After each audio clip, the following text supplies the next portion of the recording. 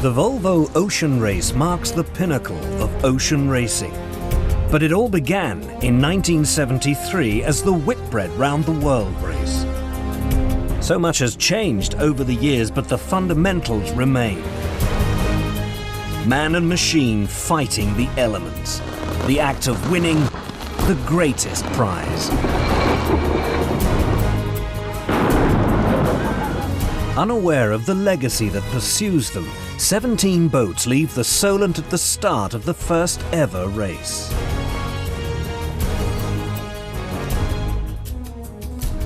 Three years later, and the legend lives on. Not even the biggest icebergs or Southern Ocean storms can deter the world's best sailors.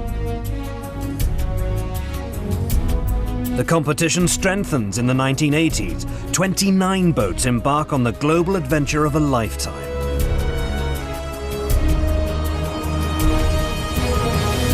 A splash of glamour washes over the race in the mid-80s.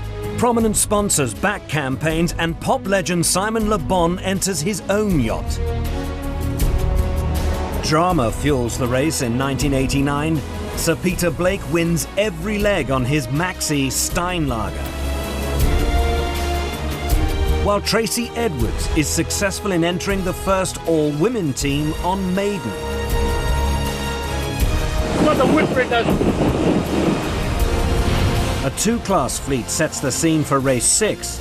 The Maxi's days are numbered as the Whitbread 60 begins to take charge.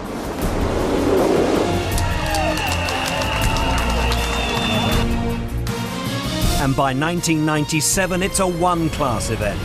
Close racing and fierce competition beckons the biggest names in sailing. Boats are separated by meters now, not miles.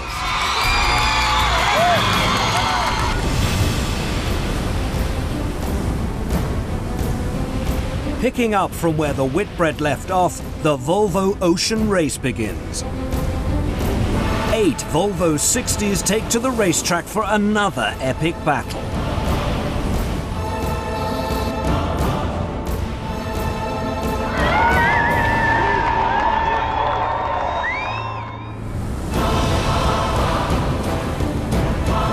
Cue the Volvo Open 70. Longer, wider, faster. It's more machine than sailcraft. Speed records are demolished. Boats are lost for good. The extremity of the event steps up another gear. And so the race continues this year. 8 boats and 88 sailors have the world as their racetrack. Their quest to win the Volvo Ocean Race. The thing that drives me in all the sailing I do is winning. Competition is probably as extreme as the races itself. Go, go! Yeah, results. This time we've got to get some. Any gains we can make on the competitors puts a smile on my face. Go, guys, go, go! He's hooked, he's hooked. When the results are good, I make you smile a little more. For us, we want to win, there is no second. The world is the racetrack. Starting in Alicante, the boats charge into the Atlantic Ocean. The dive south takes them all the way to Cape Town at the end of leg 1. The fleet then heads east from the Cape of Good Hope, bound for Cochin in India. The warm waters of Singapore beckon the fleet for Christmas before the hard sail north through the Siberian winter to Qingdao in China. Then it's a sailing marathon. 12,500 miles through the Pacific Ocean, around the iconic Cape Horn, and up to the welcoming climes of Rio de Janeiro. The Northern Hemisphere then beckons again to take the fleet up to Boston. Then it's a high-speed transatlantic dash to Galway. A Marstrand pit stop, followed by a stopover in Stockholm, and then the grand finale itself in the stunning city of Saint Petersburg. It's the longest route the race has ever seen, and there's no doubt that it's going to prove the toughest. From the Spanish castle of Alicante to the White Knight of St. Petersburg, and all of the challenges that lie between.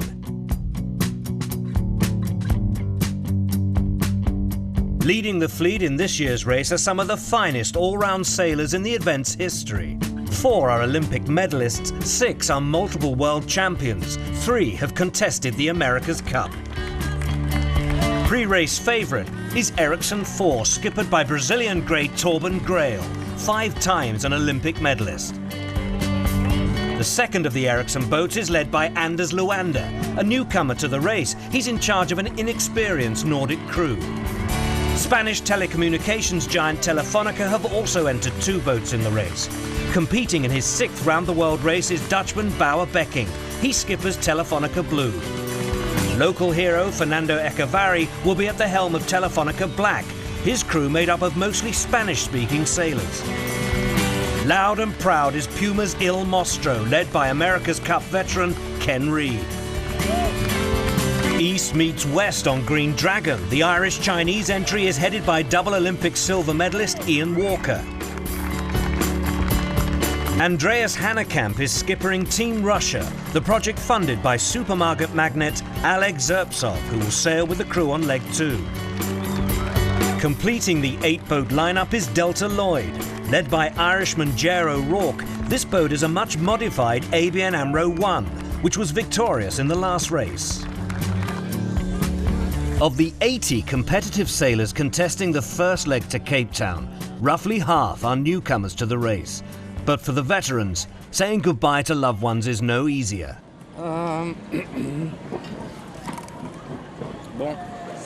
A farewell from the King of Spain for Ericsson's Crown Prince.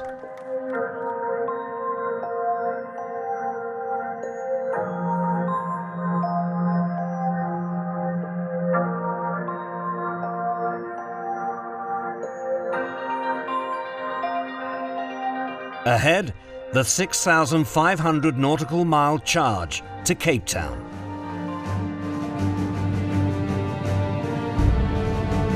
How much to go? 420.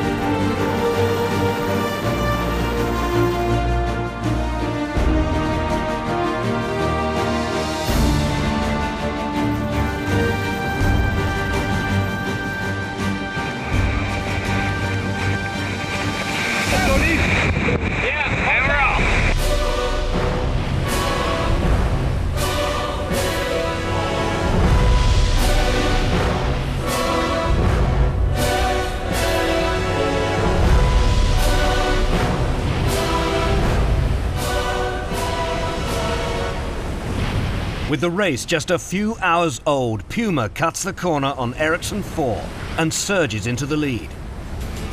The crew of Il Mostro, the monster, and their outfits are strangers to volume control. But beneath the swagger and poise, it's hard work and commitment that form the core of the campaign.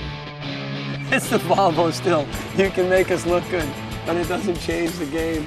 The Puma attitude is really good. It's been a lot of fun to be involved with that aspect, but the Volvo at the end of the day is hard work. You can look as flashy as you want, but you still have to work hard. The men on Il Mostro are well backed and well drilled. If their opponents foul up, Puma will pounce. Ken Reid's crew are making tracks, but Ericsson 4 are hard on their heels. For the pre-race favourites, failure of any kind is not an option. After their humiliating 5th place in the last race, Ericsson immediately signed up the winning boat's designer, Juan Cumija. launching a big-budget two-boat campaign, the envy of their rivals.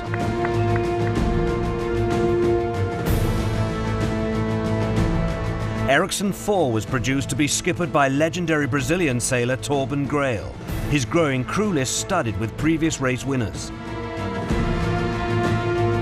Massive investment in talent and technology mean Ericsson cannot afford to fail. Well-equipped and ruthless, they look bulletproof. On Ericsson 3, however, Anders Luander and his men are making their way to Cape Town knowing their race could be over almost before it's begun. Their keel has been deemed illegal by race management and a penalty awaits in South Africa. On Telefonica Blue, Bauer Becking is all too aware of the challenges that lie in front of him.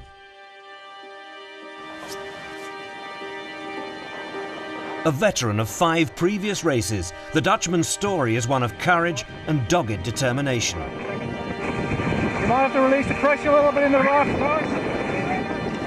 When he and his crew were forced to abandon the ill-fated Movistar mid-Atlantic, her keel compromised and a storm approaching, Becking's 0506 campaign looked like being his last.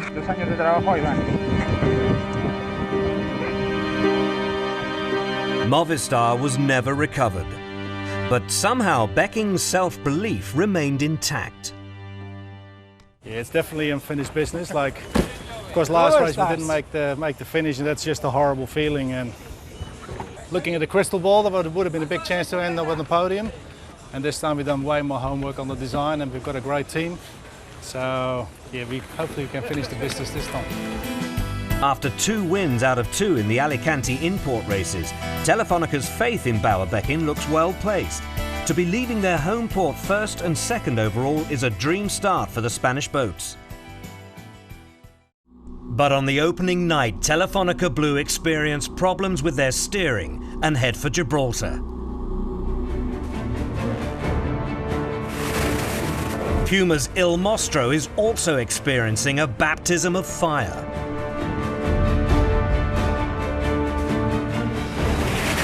The boats are they're man-eaters. They take people and chew them up and spit them out. If you want to come sail one of these boats, you better bring your A game and a really strong mental state of mind.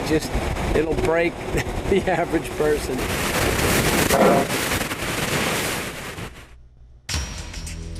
After accruing a 12-hour penalty to fix the steering in Gibraltar, Telefonica Blue are on their way.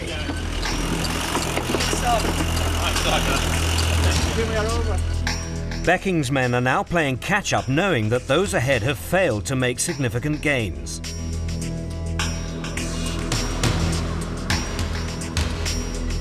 As the fleet heads out of the Mediterranean, the leading boats, Puma, Ericsson 4 and Ericsson 3, remain tightly bunched. The opening leg is becoming an enormous challenge for Andreas Hanekamp and his men on Team Russia. They're being battered by the elements as they try everything possible to stay with the fleet.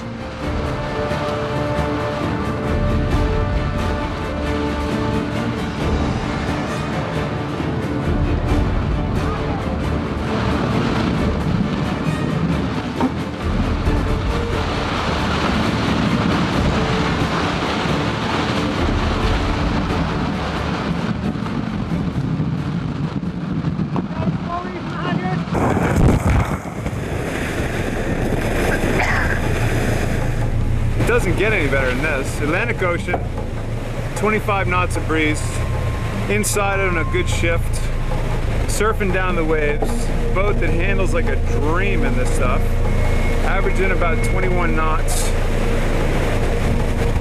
What's there not to like? The Ericsson 4, you know they're sailing the boat really, really hard. You know they're not going to let up, so it helps keep the intensity up here. It's fun, it's good, it's very good. They got about 1.5 mile lead on us right now, and we just got a flat-out drag race going. It's pretty fun. They're pushing hard at the front of the fleet, but soon there are problems on Ericsson 4. Tony's got a bit of an infected knee that we have to drain a lot of pus out, so we've got some good needle action ahead of us this morning. which is great because it's nice calm conditions to be stabbing needles around. Here's my list of instructions. What could possibly go wrong?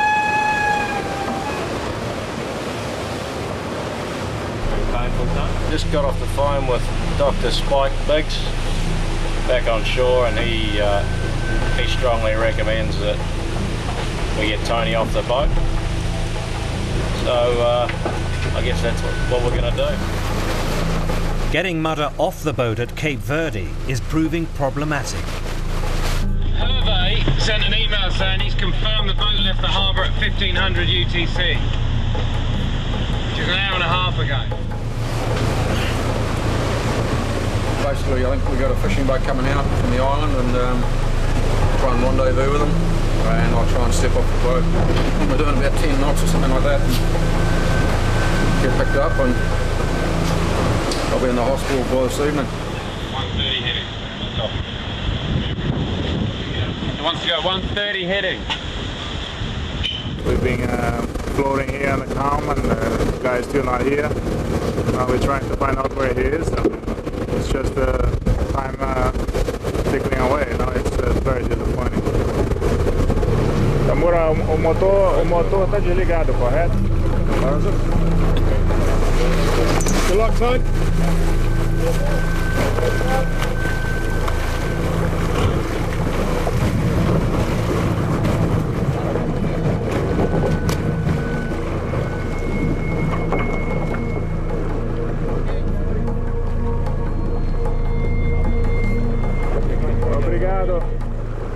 As our fleet works their way through the doldrums, the area of low pressure near the equator, a surprise leader emerges. Ian Walker on Green Dragon has gambled on a westerly route, and it's paid off. While Green Dragon makes gain, Delta Lloyd's progress is about to come to a shuddering halt.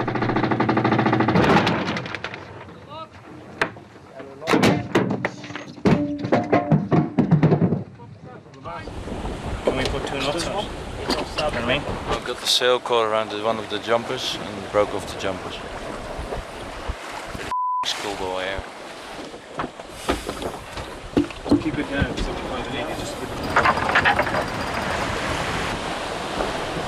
It's not unfixable. Are you recording that? It's not unfixable. I like it, Crystal. It might take me a while. I like it positive.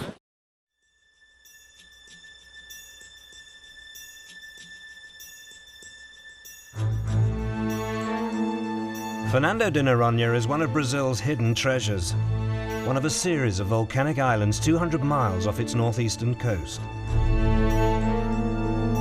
Fernando marks the first scoring opportunity of leg 1. And Green Dragon, PUMA and Ericsson 4 are all in the running for first prize.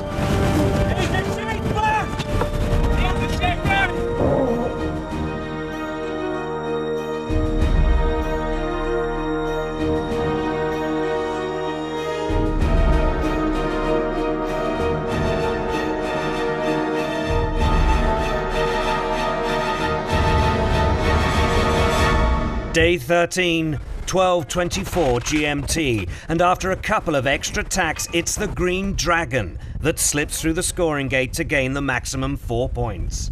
It's a fantastic achievement for our team, not just for all the guys on the boat, but all the guys ashore, and now we've got to start working on the next 3,000 miles. The priority right now is to restore power to the boat. On the last tack there, we've lost all power, we've lost control of the keel system, we've got no instruments, we've got nothing. So right now, we are just trying to get the boat back in racing order. We're going to head south as fast as we can and try and pick up more wind.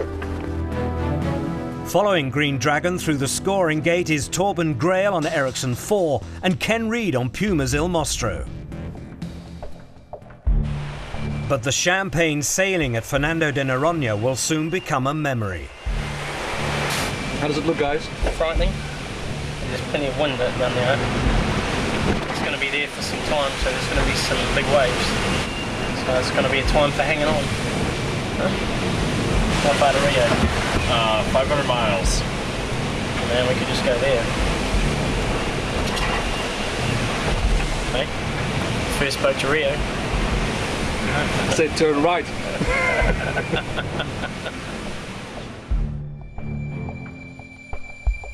You nervous?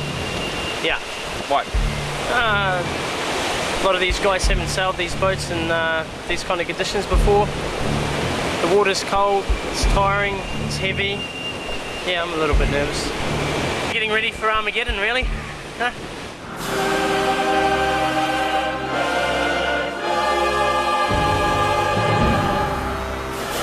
Day 18 and the big winds duly arrive. For some, the next 4 days are about survival. For others, a place in the history books is in the offing. Ericsson 4 hooks onto the northwesterly winds first and holds on hardest. Just got a 24-hour record!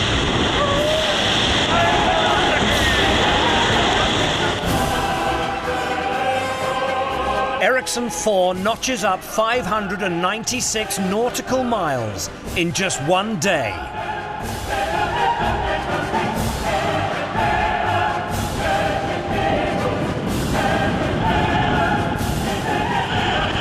But Telefonica Black is nursing wounds and is picked on once again.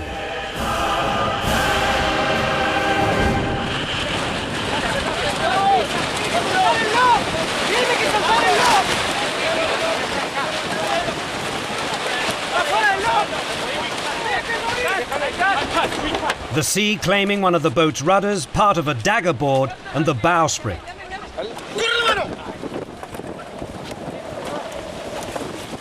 Okay, I think something in the rudder broke.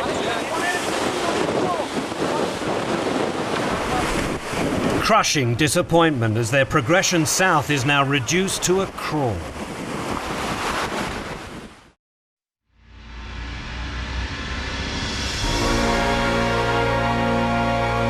Dawn, Table Bay.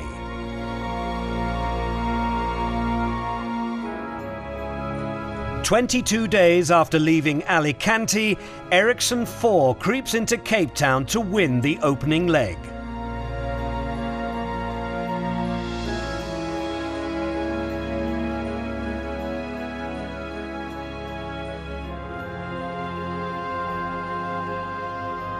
You are looking at the fastest monohull and the fastest cruise in the world.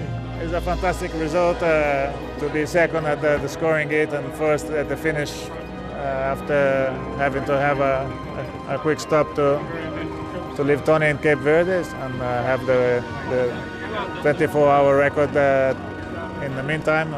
Couldn't be any better. Following Ericsson 4 home is PUMA's Il Nostro.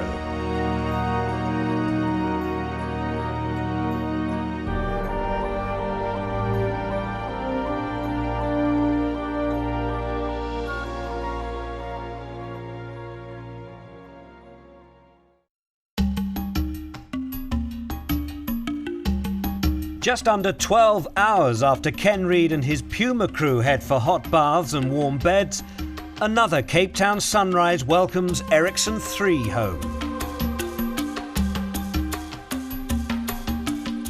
The opening leg belongs to Ericsson 4 and they lead the Volvo Ocean Race by a point over PUMA. Green Dragon lies third. Delta Lloyd and Team Russia will hope for better luck on the second leg to India. Ericsson 3 has also got its act together. After its keel was ruled non-compliant by an international jury in Alicante, the Nordic boat has so far been penalised a total of 4 points, placing it 6th on the leaderboard instead of 5th. Swift work by their partners has put the boat back on equal terms. It's only in Cape Town that Leg 1 winners Ericsson 4 have been able to put much clear water between their boat and the one that chased them so hard and for so long, PUMA's Il Nostro. Although both emerged from the South Atlantic comparatively unscathed, theirs was an epic and enduring battle. We know what they're going through, they know what we're going through. It was a slugfest for essentially 3 weeks of the most intense sailing. Not until the heavier conditions towards the end of the leg did Ken Reid's crew finally lose touch with Ericsson 4. having begun their ocean-going match race as they left the Mediterranean. The contest pushed both crews to the limits of their endurance and expertise, and sometimes beyond. One watch, I think we had lost 3 skeds in a row to Ericsson 4. And Sydney went up and on his watch, and he grabbed the wheel, and I could see in his eyes, he had this fireman's helmet on and the flap down, and his eyes were about this big around, and his knuckles were white, and he was gripping it, and he was not going to lose another sked to those guys. And he said, look, Sydney is on rails. He said, but we're going to break the boat. This is too insane. I mean, we are going to blow this boat apart. He's down below, and the noise, the slamming, you know, it's just, it was insane. And I'm sitting there going, we're going fast. I mean, we are smoking. Like, listen, just, if things feel a little edgy right now, just tell him just a little throttle back. And he said, yeah, okay, I got it. He goes, I got it, Cap, I got it. So I put my gear on, went up on deck, went over to Sid, and they go, you're kicking ass, keep it up.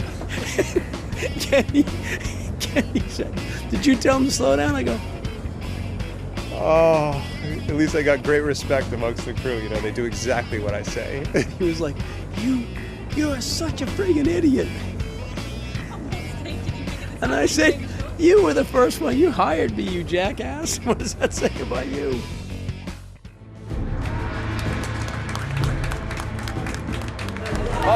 Race day. There's relief the high winds that buffeted Cape Town following the arrival of the fleet have gone. Preparations are complete, albeit hurried. Time once more to say goodbye. Delta Lloyd go into leg 2 with a new skipper, Spaniard Roberto Bermudez replacing Jer O'Rourke.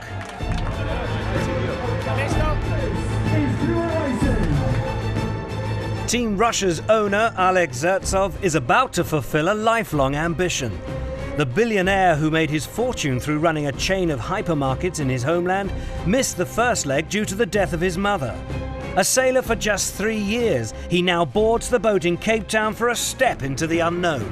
My vocabulary is not good enough to describe what I'm feeling right now. It's everything.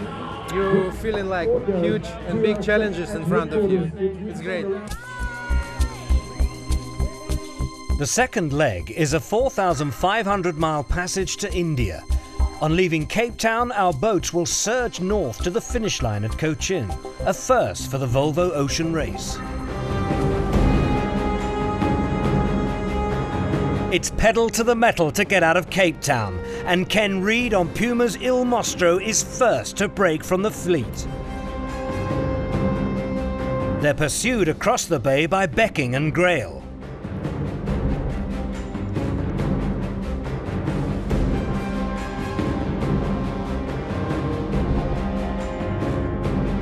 On their way out of the bay, incredibly, Ericsson 3's satellite dish is ripped from the mast and bounces across the deck.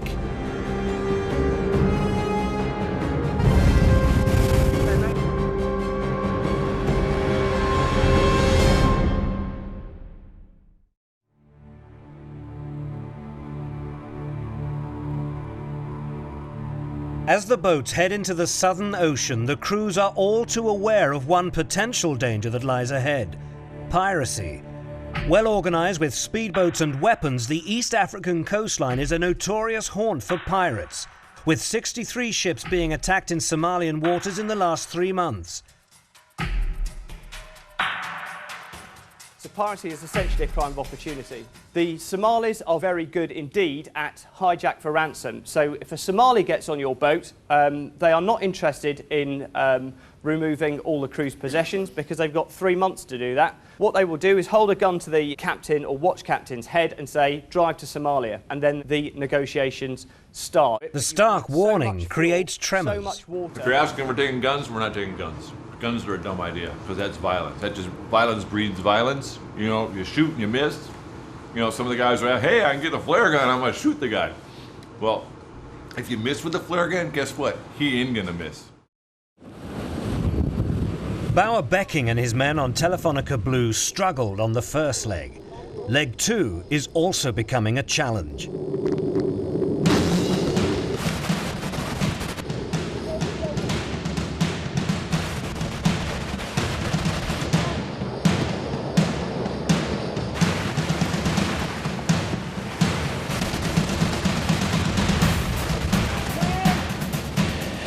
In just 24 hours, Telefonica Blue lose 2 sails. Me gustaría estar navegando.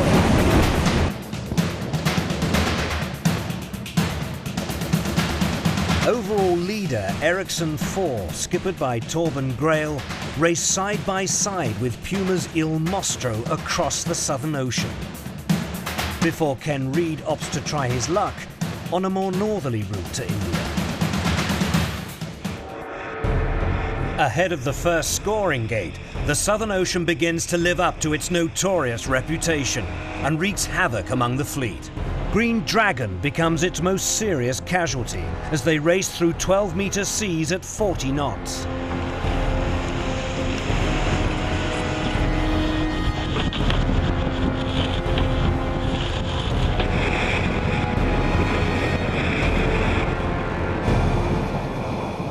As Green Dragon toils in the hazardous conditions, Team Russia continue their march to India.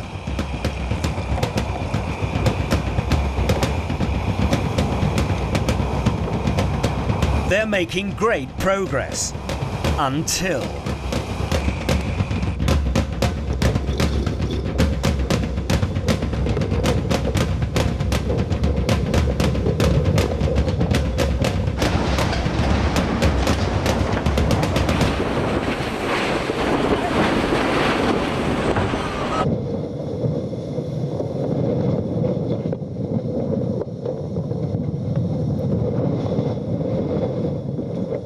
Eventually, a shaken crew manages to right the boat and they rejoin the race. Elsewhere, the carnage continues. Puma, smarting from an earlier altercation with a menacing wave, is picked on once more. This time there are far greater consequences. Il Mostro has cracks in its central structure. You can equate this to somebody breaking their back. Our boat's back is broken. Delta Lloyd have also hit a bump in the road to the alarm of navigator Matt Gregory. It could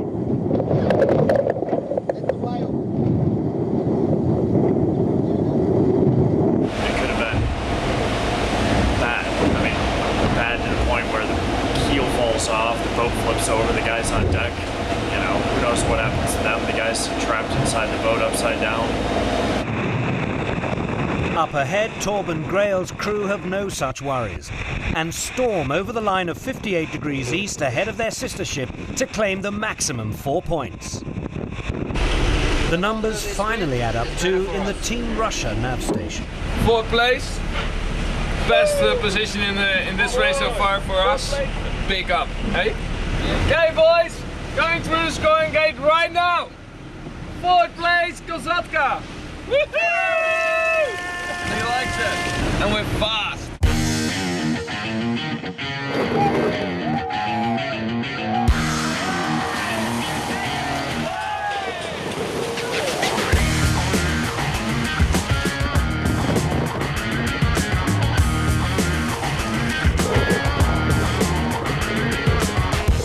Wonderful. The weights are gonna get warmer. On board, Team Russia's billionaire owner, Alex Zerpsov, learns about the harsh realities of ocean racing.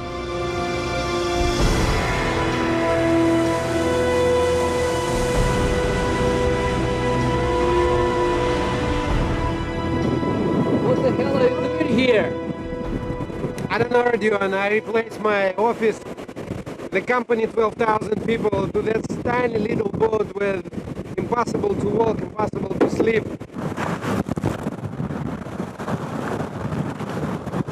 So, look, what's your favourite part of the job? I have to say, everything is difficult.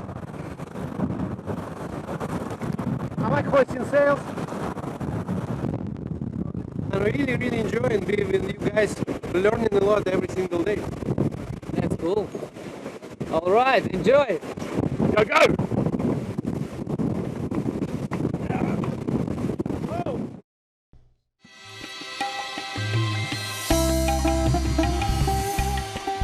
Up ahead, workers in Cochin have laboured day and night to get the race village ready to welcome the fleet in style.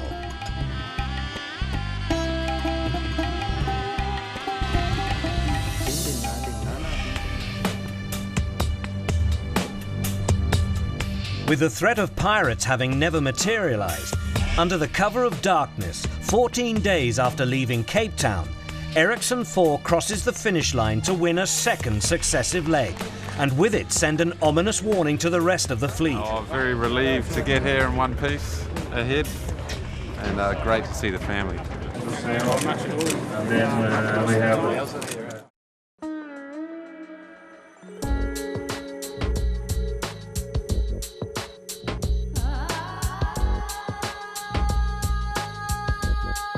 Dusk falls as Telefonica Blue claims second place, arriving in India just over 12 hours after Ericsson 4. The following afternoon, an Anders Luander's Nordic crew on Ericsson 3 become the third boat to cross the Cochin finishing line. I already love India, even if I haven't been ashore yet, but I love India. What a fantastic, exotic place. I think Volvo has done a fantastic thing to go to India. It's completely crazy. We are very happy. We are very happy. Happy for the third place, and we even think we deserve third place, so we are very happy.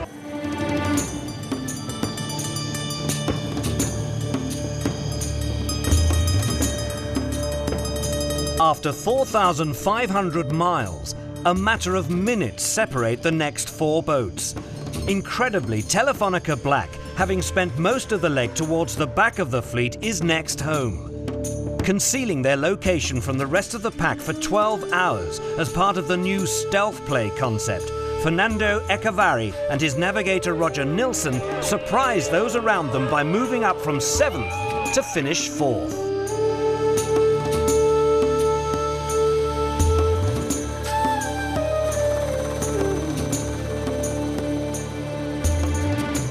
As the other 7 teams enjoy the comfort of their hotel, Team Russia remain out on the water, and their route into Cochin resembles an obstacle course. Andreas Hannekamp's men are still hundreds of miles from the finish line. Snagging a fishing net is the last thing they need. Nick, did you try to get hold of them on the radio? Yeah, we tried to call on the VHF. Any luck? No. We've been monitoring them for the last 10 or 15 minutes.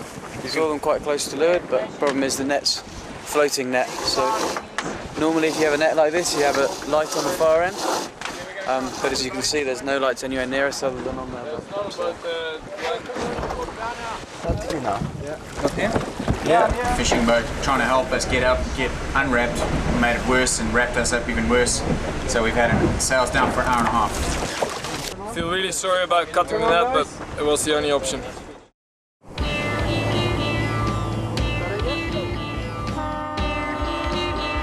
An exhausted Alex Zerpsov and his men finally arrive in India more than 3 days after Ericsson 4.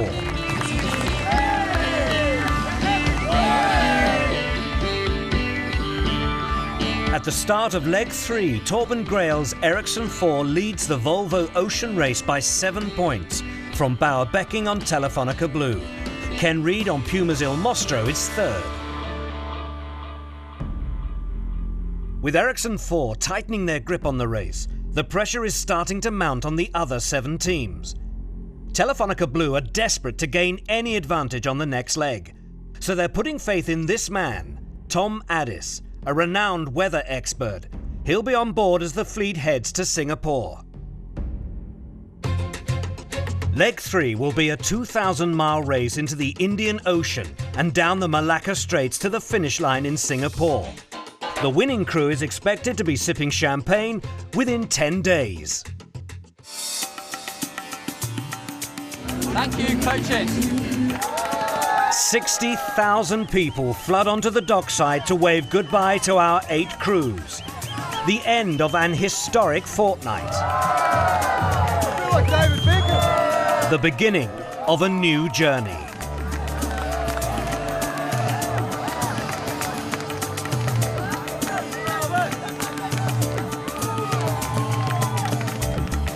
Very variable forecast, but we have a lot of confidence in what we're going to see. So this is the conditions I grew up sailing in: light, shifty, variable. I'm all fired up. I can't wait to start. So we can expect. Matt Gregory on Delta Lloyd is a man desperate for success. By choosing the wrong path through the doldrums on the first leg, Delta Lloyd finished 7th. On leg 2, they came home 6th. The navigator knows unless he gets them to Singapore quickly, his crew will begin to lose faith in him. We come down the coast. There are 2 marks that they're placing, virtual marks that we have to go around. With final preparations complete, the boats are towed to the start line.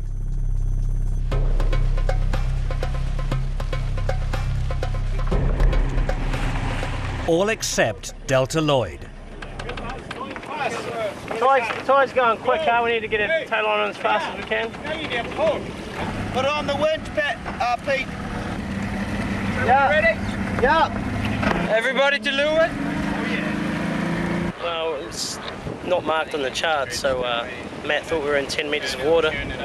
Obviously, we were in less than 4.5 metres of water, and I think the Russians might have just touched as well. Puma was smart enough to see us touching, so they quickly jibed, and Ericsson just got away with it, I think. So pretty unlucky. It's just the fact of the matter that keel's all covered in mud now. We have to send a diver down, so we'll be sitting out there while the other boats will be sailing, tuning up. You know, it matters. It matters. 3, 2, 1.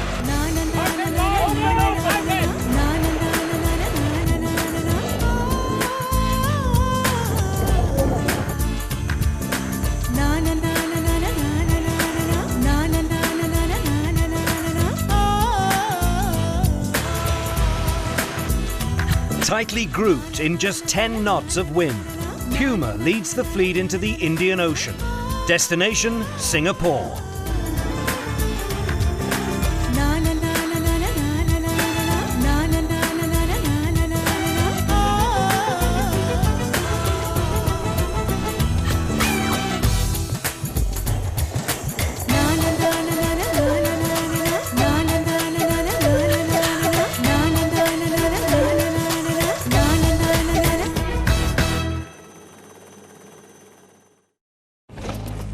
On Telefonica Blue, it's Tom Addis's big moment.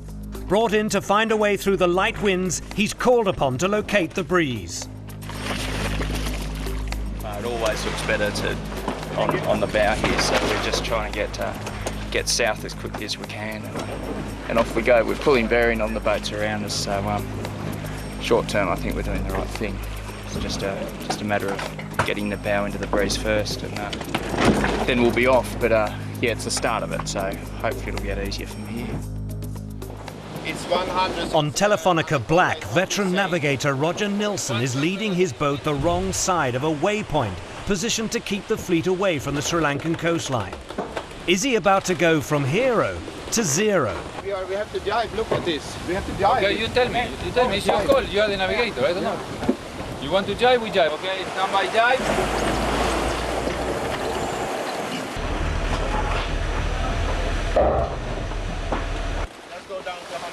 Because there is a current setting. All these boats go. I don't care what we have to do. I don't care. Vamos a virar.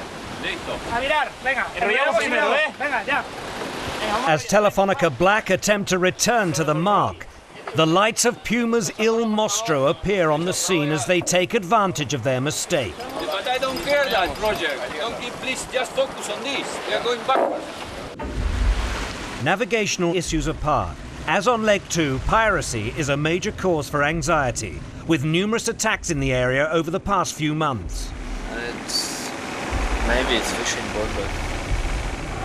See a little fishing boat that way, and he's coming kind of in our direction. But far to tell what it is, but I'm sure we'll get closer and have a look. What's he doing? Pretty slow motorboat. It's like... Maybe he's never seen a sailing boat before.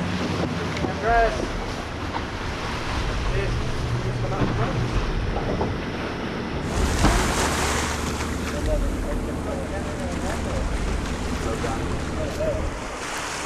Hi. Oh, nice.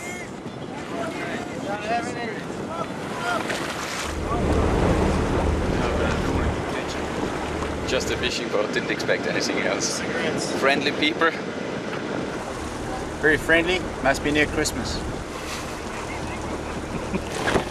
On Telefonica Blue, weather expert Tom Addis is about to find out if his gamble of searching for the wind has paid off. You know, we built to 10 and 15 knots within 5 or 10 minutes or so. So hopefully this will take us 200 miles to the corner.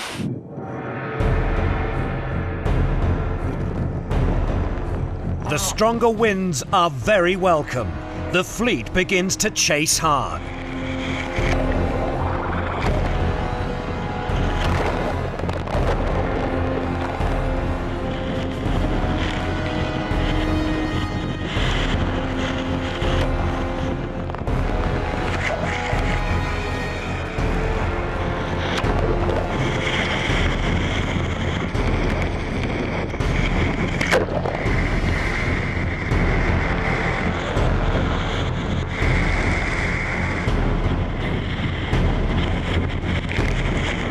I didn't think it'd be windy. I only brought one t-shirt and I don't have any boots, and I didn't bring a towel, so I was told there'd be no more than 10 knots. Delta Lloyd's ambitions, meanwhile, are about to suffer a major blow. Down below. Should be down below. What's going on? Something's broke down below. Definitely down below. What do you need under it? Anything. Any bolts? You see it? What's happening? No, I can't see any to lift this board up. I think the kill is like a ram's come up. Some something like that. Complete ram shell failure here. And there. Huge failure here, look. Okay, chip down. Chip down. You want to get the pump ready to go just in case? Matt Gregory from the Delta Lloyd. I just wanted to let you guys know we have a major keel structural failure. Sinking? Well, sinking. We need to think about it. We're kind of assessing the situation right now to figure out what's our state here. We want to keep you guys on high alert for any sort of assistance we might need. Ram has come off here. Here's the other part. This bulkhead is also cracked here and cracked there. Both sides coming off.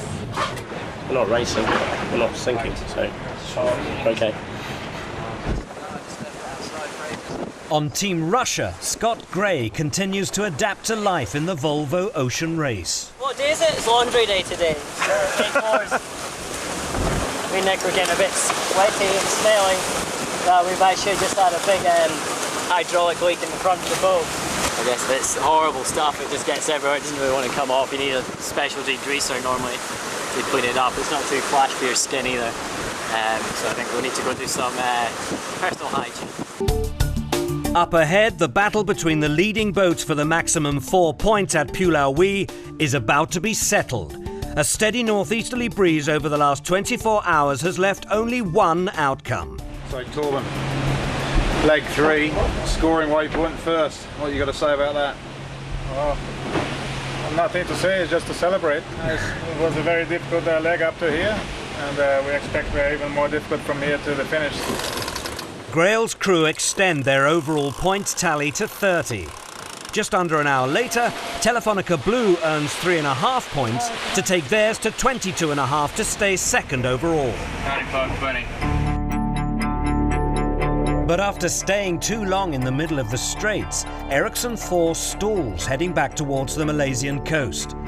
The chasing 3 boats, meanwhile, have been fighting for every inch further inshore, and after 8 hours of sea breeze, their efforts are duly rewarded.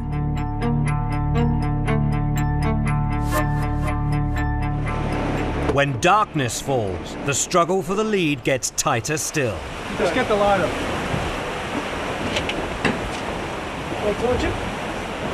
Starboard! Starboard!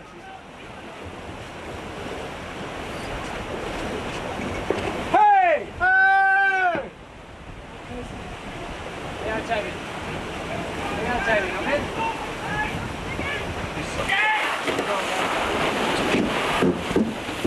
Hey guys, hey! Hey! Hey! They are less than 1 boat length away. We are on the ley line there. Anytime we can dive. Let's dive. Ready, Pepper? Here we go.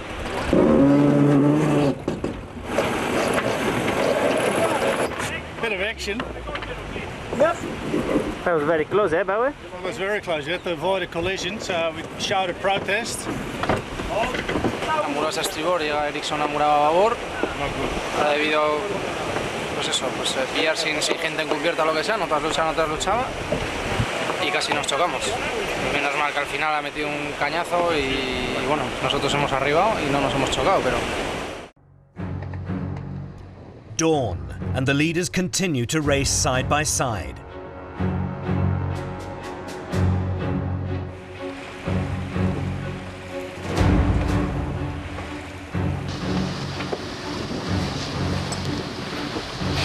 Puma and Ericsson 4 begin to trade blows. There you go. Hold on, go loud. Trim it, trim it, trim it, trim it!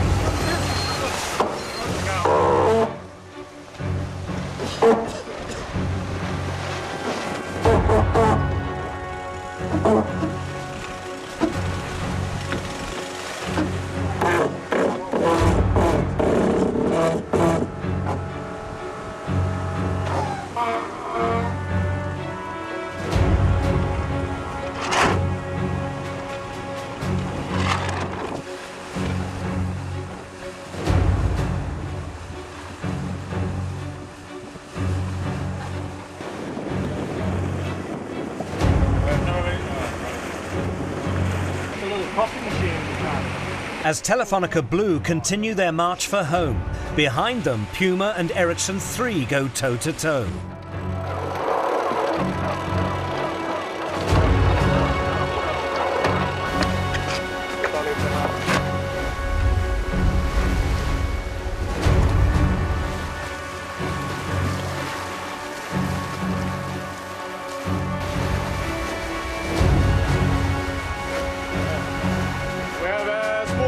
In the bow, yeah?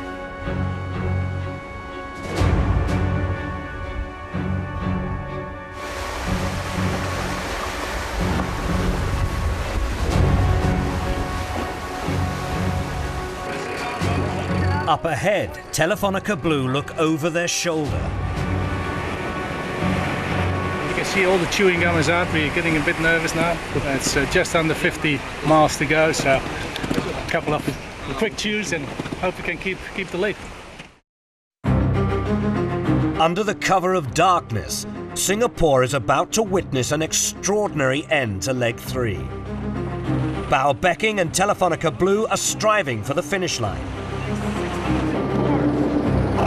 Chasing hard in second and less than 20 minutes behind, Ken Reid on Puma's Il Mostro. Seconds behind them, Anders Luanda and his Nordic crew on Ericsson 3.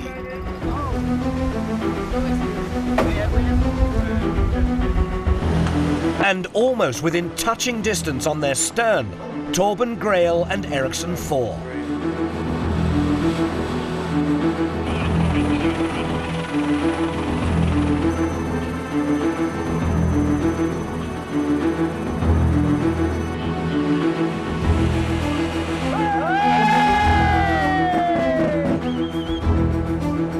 Bauer-Becking's Telefonica Blue wins a pulsating race to the finish. 9 days after leaving Cochin, they give everyone watching a reminder they're still very much in this race.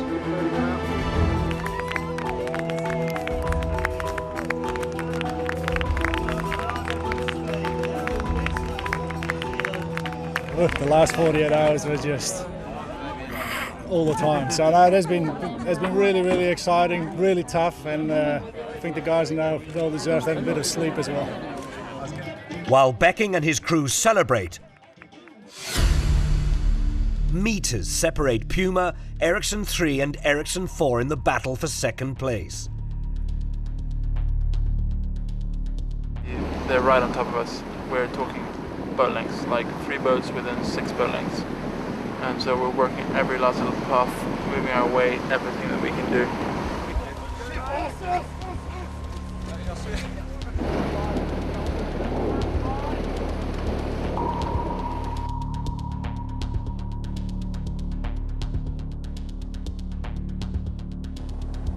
It's PUMA who finish runners-up. Alright, enjoy it. Nice one, okay? Nice, Bobby. Back around. There you go. Nice work, Savage.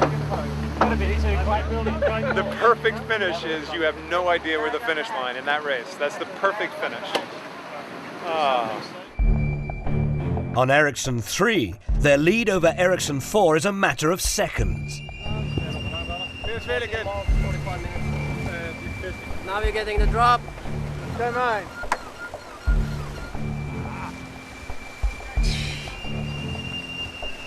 Come on. He was even 10 knots. 20 knots 4 minutes ago. Now we got 6. Isn't even like 11 knots.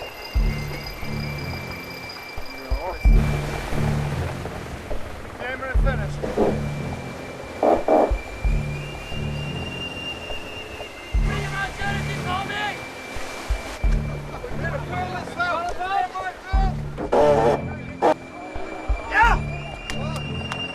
Ericsson 3 clinch third, and with it a notable victory over their sister ship.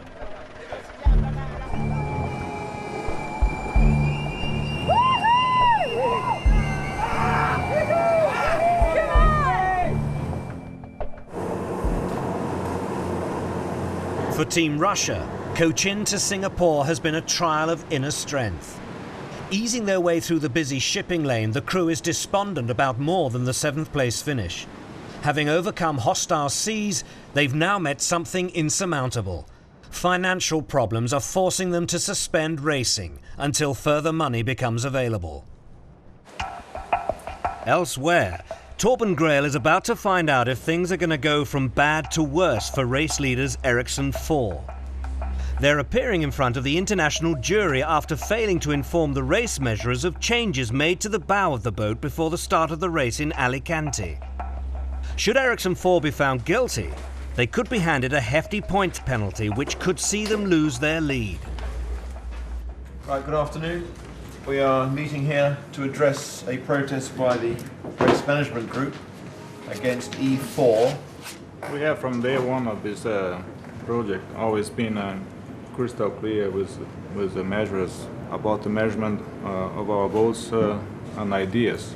The reason this change was not communicated to them is still unclear to us, and furthermore we never denied that we did the change, and we never tried to hide anything.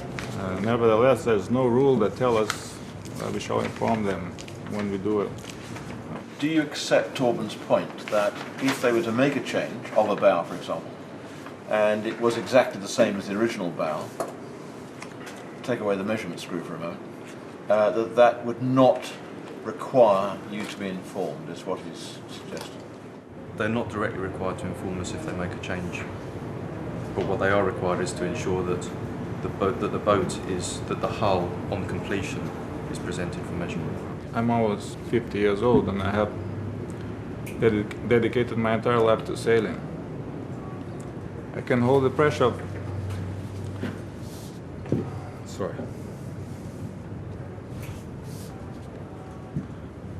I can hold the pressure of being the tactician of an Italian America's Cup team in 2 Louis Vuitton finals.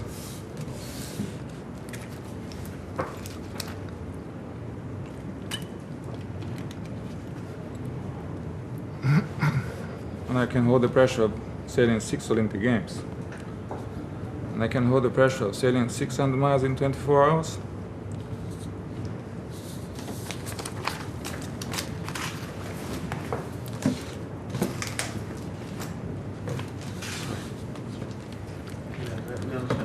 But I cannot hold the pressure of this. Now, do you any final statement you want to make?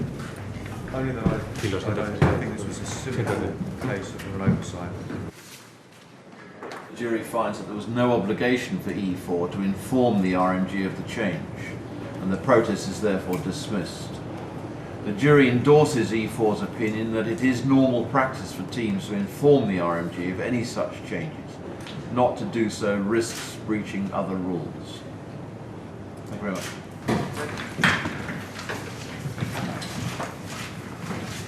huge relief as Ericsson 4 remain race leaders. Ericsson 4's stablemates aren't quite so lucky. Having strayed into an exclusion zone between Cochin and Singapore on the last leg, Ericsson 3 are deducted a point by the international jury.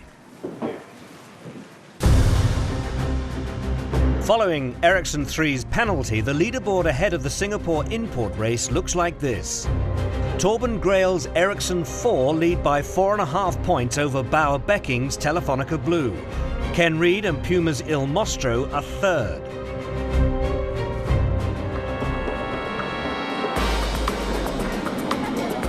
The Singapore import race gives Ericsson 4 a chance to show their fourth place finish on the last leg was just a blip. In 16 to 18 knots of wind, Torben Grael's men race around the harbour and claim overall victory from the two import races. Leg 4 will involve 2,500 miles of upwind sailing across the South China Sea, past Taiwan, into the East China Sea, then on into the Yellow Sea, finishing in Qingdao. Replacing skipper Anders Luander at the helm of Ericsson 3 is 59-year-old veteran Magnus Olsson. Remaining on the dockside, Matt Gregory, Delta Lloyd's navigator on the first 3 legs. Yeah, it's a sad day. It's definitely sad to be leaving the Volvo Ocean Race, but I must admit, it's going to be a good one to miss. This one's going to be brutal. After Gregory's trying experience aboard the Dutch-Irish entry, Singapore's Chinatown is the closest to Qingdao that he's likely to get, at least on this race. After we got in from leg 3, it was a very difficult leg for all of us, and there were definitely some conflicts that transpired along the way, and I think after we all went away for a week, we decided it'd be better to part ways. Another change comes on Telefonica Black. They're opting to change to bigger rudders, accruing a 3-point penalty. As the fleet heads north of the Philippines, they do so knowing there are strong winds ahead. As you can see over here, coming down through the Straits of Taiwan, we have this massive high pressure system, a cold front on the leading edge of this 1063 massive high pressure system that's really going to come rock the fleet pretty good. It's essentially going to shove us down into the Straits of Taiwan, which is notoriously this time of year one of the nastiest places on Earth. In the middle of the pack and chasing hard as the storm develops is Ian Walker on Green Dragon.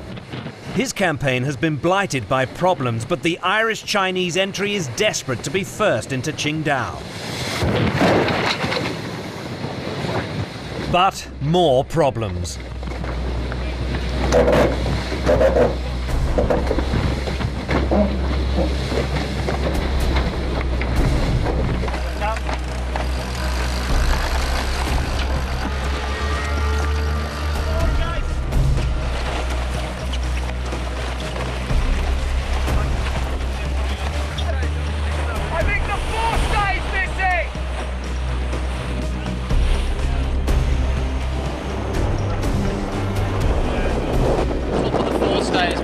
Broken the cone, the carbon fibre, so we're very lucky not to break the mast. We're going to put up some new stays and we're going to have to soldier on slowly to Qingdao.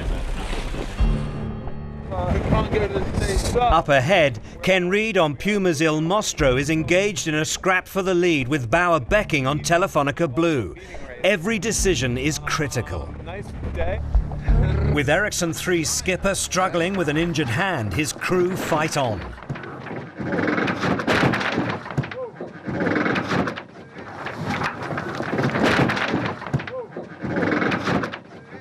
Yeah, we can clue it.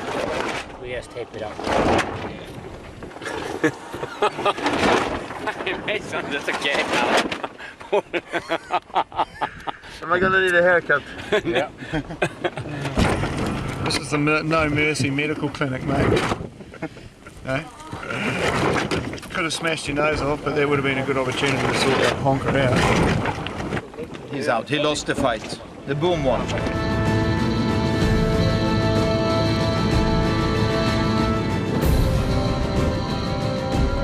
The anticipated 40-knot winds and huge waves duly arrive and begin to batter the fleet.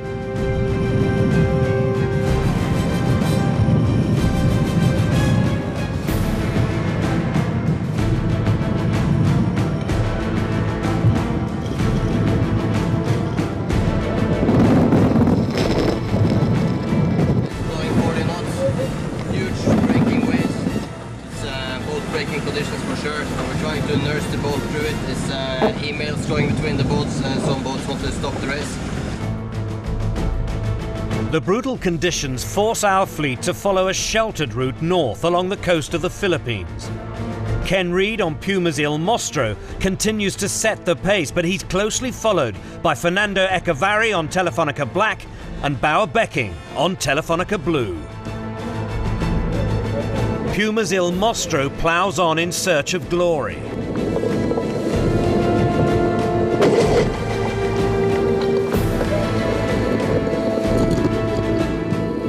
God damn it. We didn't deserve this.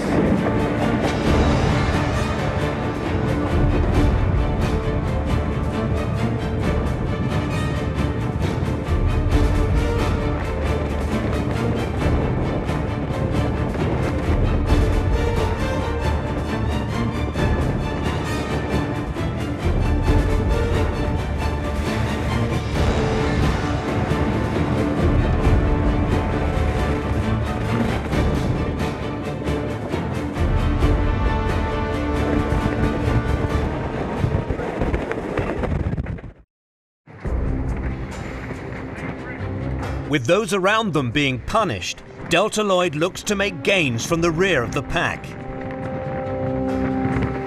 But the screaming winds are proving to be too strong. The mainsail rips and Tuni Bermudez, on hoisting a storm jib, opts to head for shelter with Ken Reid on PUMA's Il Mostro.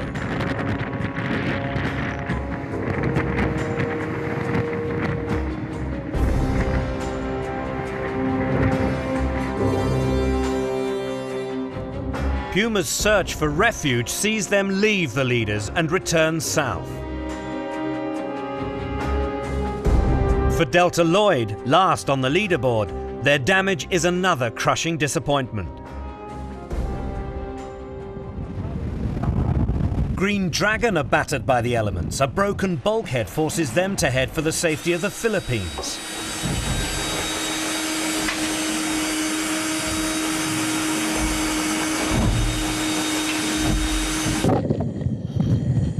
Fernando Echevarri's Telefonica Black also hit trouble.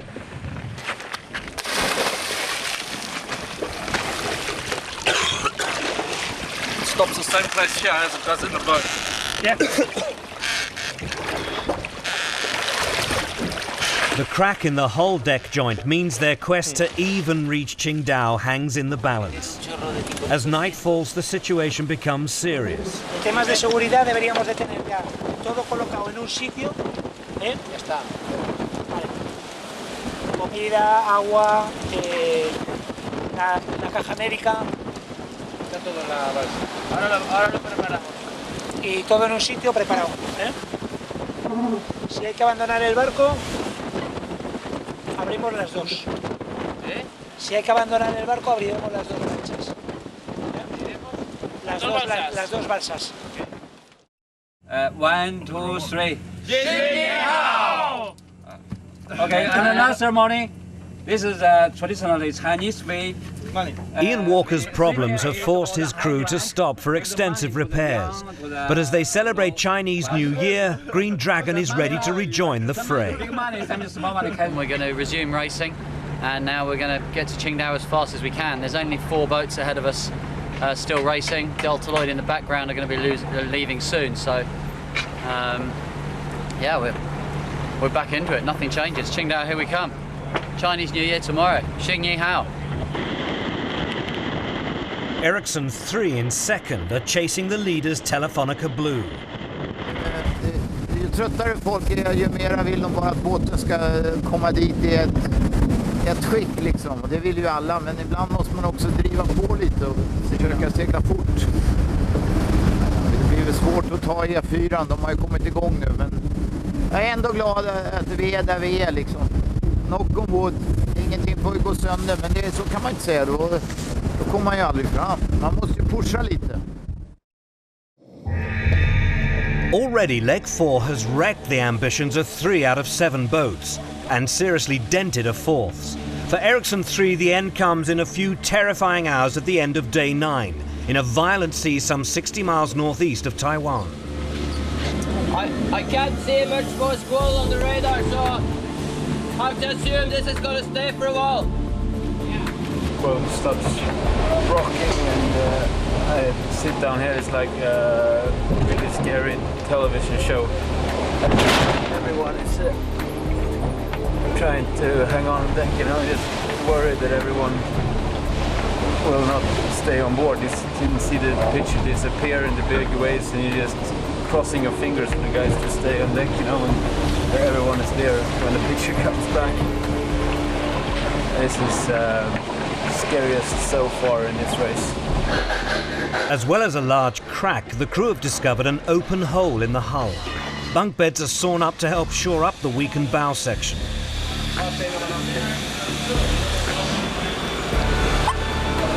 Just 1 hour ago, the front here was full of water. We were pretty much going down. Someone, you're putting a survival suit on now. Yeah. If we get a bad wave, it could go bad for us.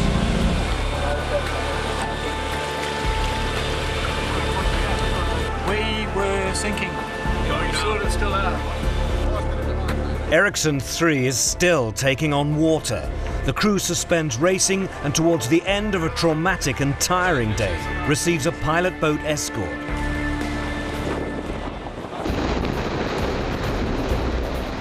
Rejoining the fray after their stop in the Philippines, Green Dragon is once again taunted by the heavy seas.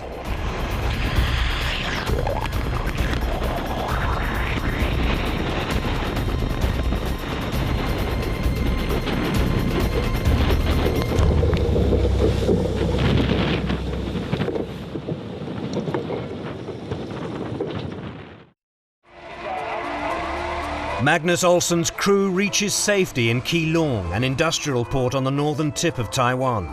Their shore crew already on hand to pick up the pieces.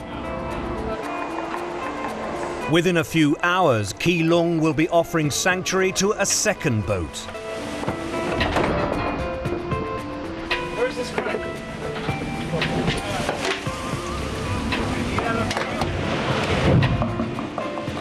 That in there. All the way back to up here. So the radius. You can feel the hull. What happened?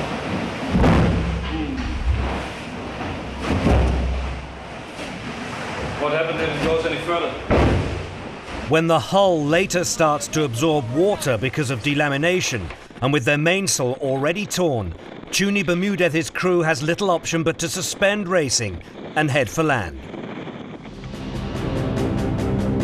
Telefonica Blue leads the race up the Chinese coast, their advantage now down to 15 miles. As well as congested shipping lanes, there are other traps lying in wait as they approach the delta of the Yangtze River. And Ericsson 4, chased by Puma, is in the thick of them.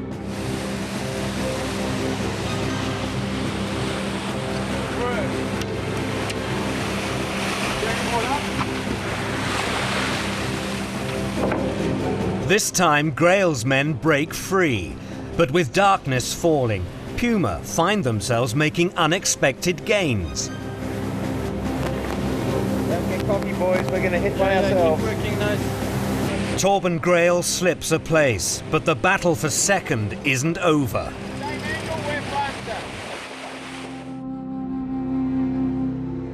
Finally, Becking's men cross the line to notch their second successive leg win, claiming 8 points to narrow the gap between them and overall race leaders Ericsson 4.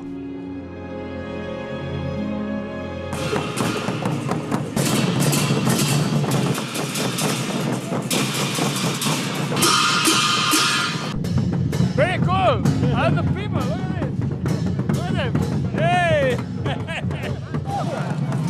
Oh! This is China! An hour and a quarter behind Becking, Ken Reed's crew arrives to take second place, rejoining the race in 7th after breaking their boom and dropping anchor off the Philippines for 10 hours. Theirs has been an astonishing comeback. I believe we're there. Are we finished now? Yeah. Well done, guys. I think. Good on, Kenny. Robert. Nice work. Go on, look, over there. Our navigator has found China. Well done, Ian. You found it. Oh no, it's the Isle of Wight. Oh, doesn't look a bit like that. With Ericsson 4 claiming 3rd, Ian Walker's Green Dragon then approaches the land where it was built. At the helm for the final hour of its journey, Guo Xuan, the boat's media crewman from Qingdao. After breaking a forestay, damaging the forward ring frame and stopping for repairs off the Philippines, Green Dragon returns to a hero's welcome 2 days after the rest of the fleet. We just said, whatever happens, we have got to get to Qingdao. We have got to get to Qingdao. We got to Qingdao. Gore's been such a rock, you know, he's stayed with us since July. I think he's only been home once. To see his reaction and to see his family here has just made the whole leg worthwhile.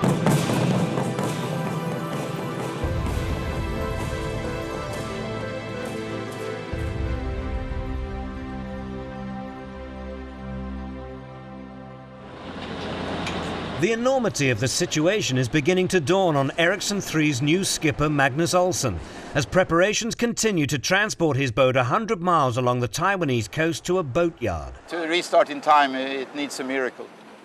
And this boat builder is going to work 24 hours a day, 3 shifts and so on, and we need a miracle.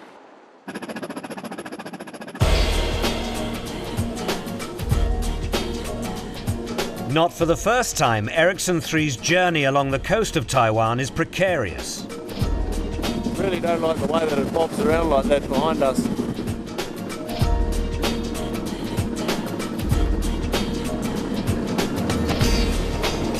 It's kind of scary enough as it is. That looks fairly secure now. I hope it's all right.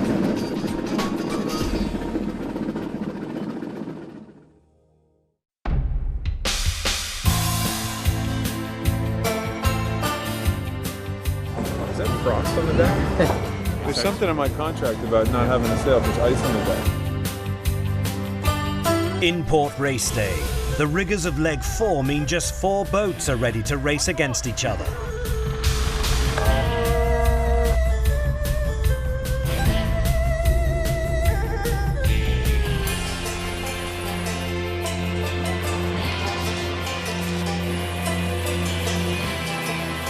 After losing 2 consecutive legs, the overall race leaders get their campaign back on track by winning the Qingdao import race.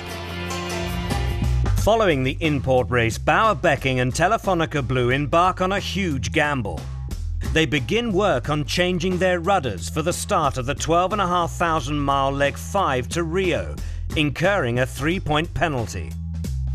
The revised leaderboard now means the gap between Torben Grael's Ericsson 4 and Bauer Becking's Telefonica Blue is extended to 7 points. Ken Reed on PUMA's Il Mostro is now just 1 point behind Becking in 3rd. In a boatyard in northern Taiwan, Ericsson 3's extraordinary leg 4 adventure is about to resume. Thank you, guys. 15 days after sustaining a crack and delamination in a large section of the bow, Magnus Olsson's crew returns to the point where they suspended racing.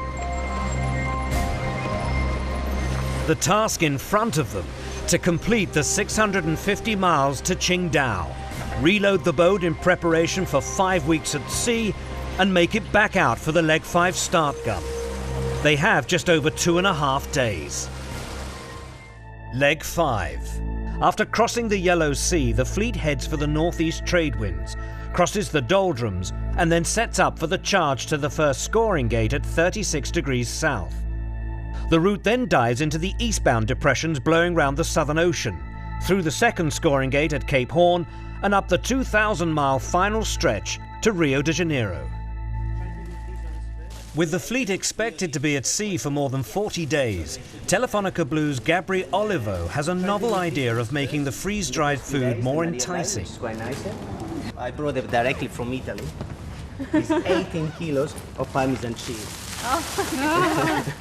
It's all.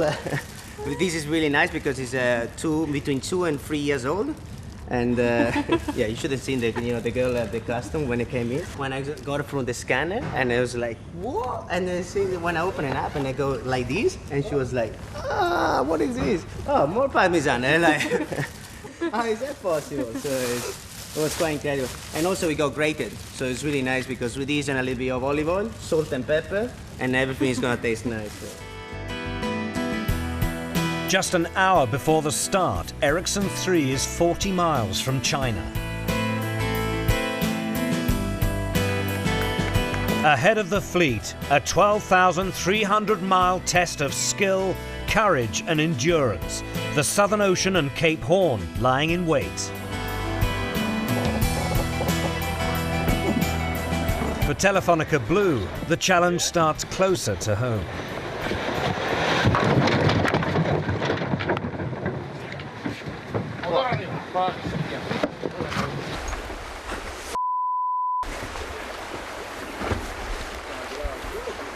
Suggest to draw the main as soon as possible and... I'll keep the main up. We just hit something and basically stopped the boat completely, and there's nothing on the chart or something like that, so it's really strange. Like, there is a shallow spot, but that was well inside of us. Just a thing, you don't know what it is, but there is probably some damage on the keel.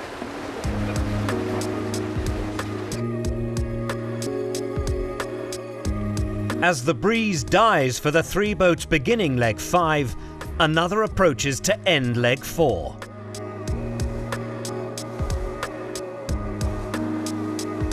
"18 days since they started taking on water through a crack in their bow section, Magnus Olsson's crew are finally in sight of their destination, late but elated.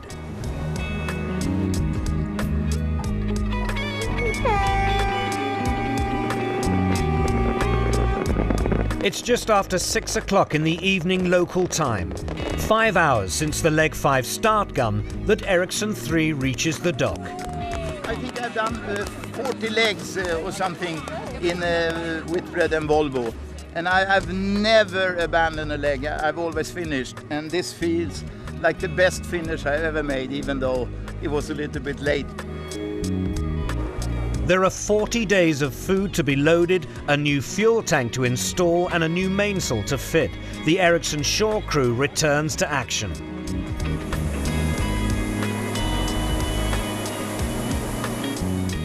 Thanks everybody. Ericsson 3 turn their boat round in barely an hour and a half.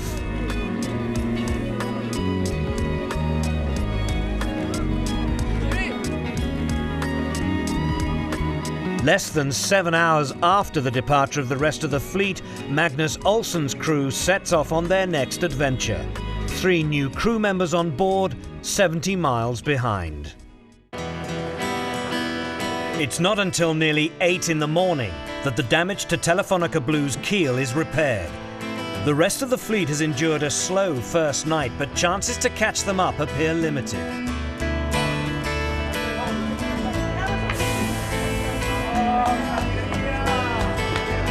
19 hours and over 150 miles behind his rivals, Becking and his crew face an enormous task, but have over 5 weeks in which to reel them in. After 2 days racing, Ian Walker's Green Dragon is overtaken by Magnus Olsson's men aboard Ericsson 3, who now trail the 2 charging leading boats, Ken Reed on PUMA's Il Nostro and Torben Grael on Ericsson 4.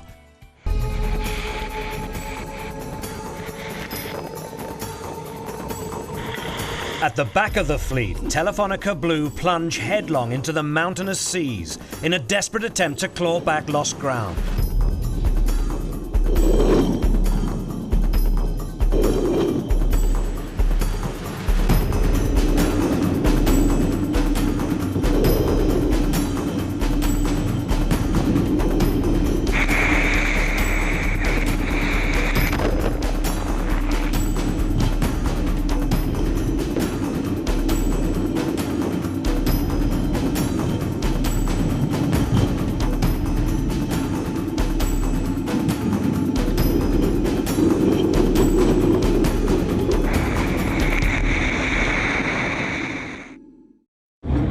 Up ahead, at the front of the pack, Puma's pursuit of the leader's Ericsson 4 is relentless.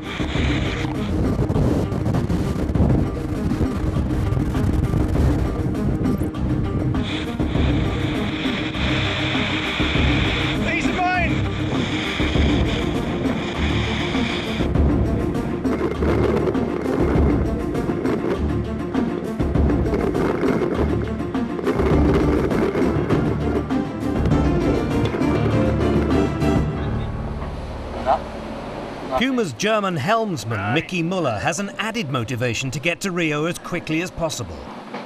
Did you know that Mickey's about to be a father? Did? Yeah. Is he one yet? No. It doesn't appear to be. No. Every time we get an email, we frantically get him down here so he can read it, because he's the only one that, of course, can speak German on the boat. And all of them are in German. This one's a long one, so clearly somebody at home is either rather bored or has a lot to say. For many sailors, working on the foredeck of a Volvo 70 requires a leap of faith.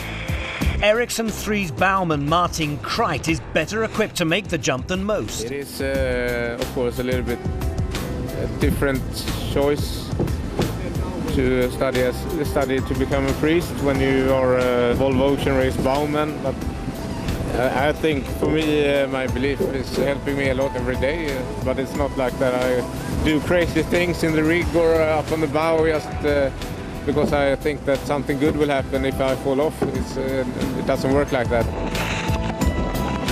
Sometimes you go up on the bow and you bounce around in your lifeline like a JoJo, and you get washed by big waves and you bang your head into the rig. And it's not healthy at all, actually. I think the guys in the back of the boat have injured themselves more than I have. So far I've been lucky, I guess. On Il Mostro, there's news for Mickey Muller. I think Mickey's had a baby. We haven't had confirmation yet. That's good, man. Nice. Girl? Yeah. Well done. Congratulations. Thanks. Crack that bottle, mate. Get that bottle out. Yeah? Yeah, I'm a daddy. That's nice. So happy, Mickey. What do you think, Very Sid? good. I think it's fantastic. It's the big news we were waiting for since the start almost. I'm sure he's crying over there. Look, he's hiding. I'm sure he's crying. It's fantastic. I'm very, very happy. We're all very happy for Mickey and Micah. The man is okay, huh? Yep. Congratulations. Nice. Fantastic. Absolutely fantastic. What's the name? Mia Carlotta.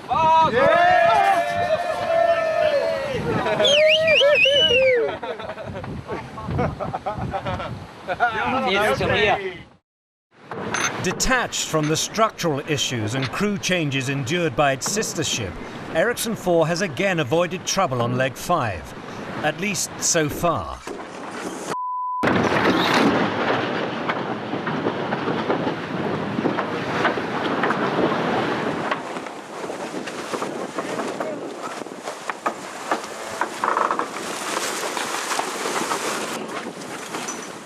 You all done? Set up to go to G1 up. Point 21.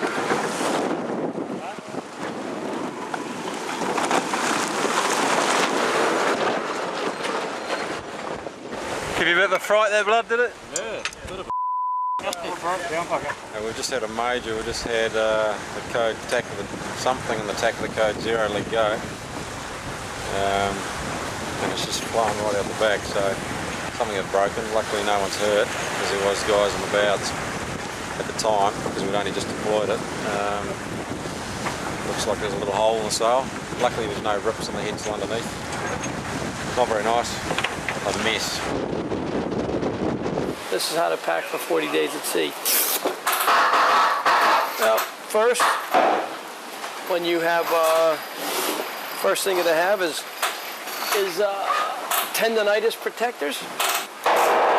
This keeps you from getting tendonitis. And it's a 10-year-old hat. It's a keeper. They don't make them anymore. It's a classic. This is You can't get these anymore, as you can see. It's not a fashion statement, but it works like a champion. Okay, what's this? Right now I'm wearing one pair of shorts and a t-shirt. That's going to get me through the first at least 3 weeks, and I'll probably put it on all the way to Rio. This, shorts and a shirt. Vacuum bag, that's the same gear, which I'll put on right as we're going into Rio. Be nice and clean. Silk weight t-shirt. This is a merino wool PUMA thermal. Spare socks. Gotta have spare socks. Spare sunglasses. Another pair of spare socks. Another pair of spare socks. That's 3 pairs of socks. Key. 1 bag of Cuban cigars, which are brought along for Cape Horn. Can't go around Cape Horn without a cigar. One little treat thrown in by my wife and kids. That's pretty much the end of the bag, Ricky. They gave me a couple of mini hand warmers, which I can stick at the bottom of my sleeping bag. If your feet get really cold, you put it in the sleeping bag, helps you dry your feet out. So that was a treat from my wife and the kids. And then the very last thing you carry is your wallet. So when you hit the dock in Rio, you know you can go out and buy yourself your first caipirinha. That's the total bag. That's 40 days of Volvo Ocean Racing. It's Ericsson 4 who cross the scoring gate first and score 4 more points. Grabbing second and 3.5 points is Magnus Olsson on Ericsson 3. Ken Reed crosses third to gain 3 points.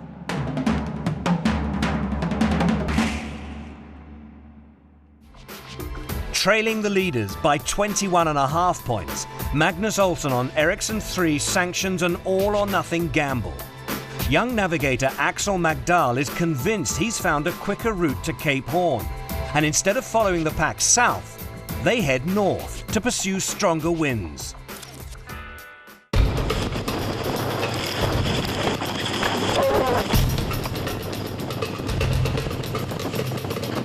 I guess in 4 hours, get into this band of clouds here, then we're going to be into 30 plus knots for probably 8 hours or so.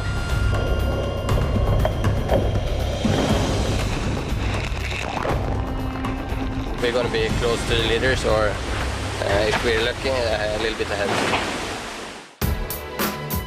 The Magdal-Olsson master plan on Ericsson 3 is working.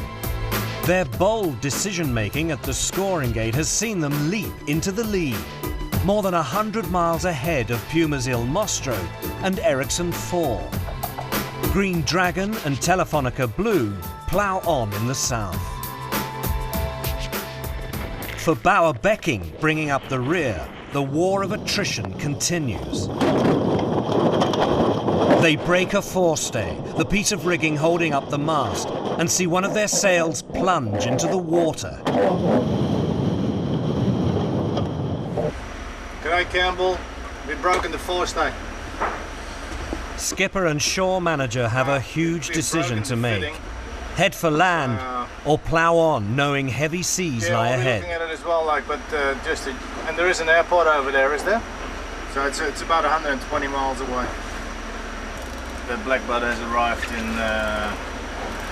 in Rio, so we can take that part, but it means still we take it from there, fly it over to New Zealand, and then land into the Chatham Islands, go for anchor there, so they might be losing probably 36 to 48 hours at least. So it's a question of just carry on. That's just a big bit to make a decision. No tenemos repuesto esta pieza, así que va a estar complicado. Still the furthest south, Telefonica Blue is losing ground rapidly. Green Dragon seize their opportunity and leave them floundering. In the north, Puma and Ericsson 4 are side by side in the pursuit of the leaders, who are over 100 miles ahead of them in the distance.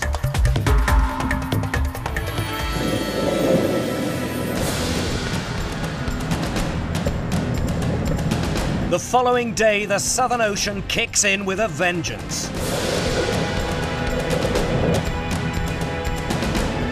For the next 48 hours, progress to the Horn for the first 4 boats is rapid.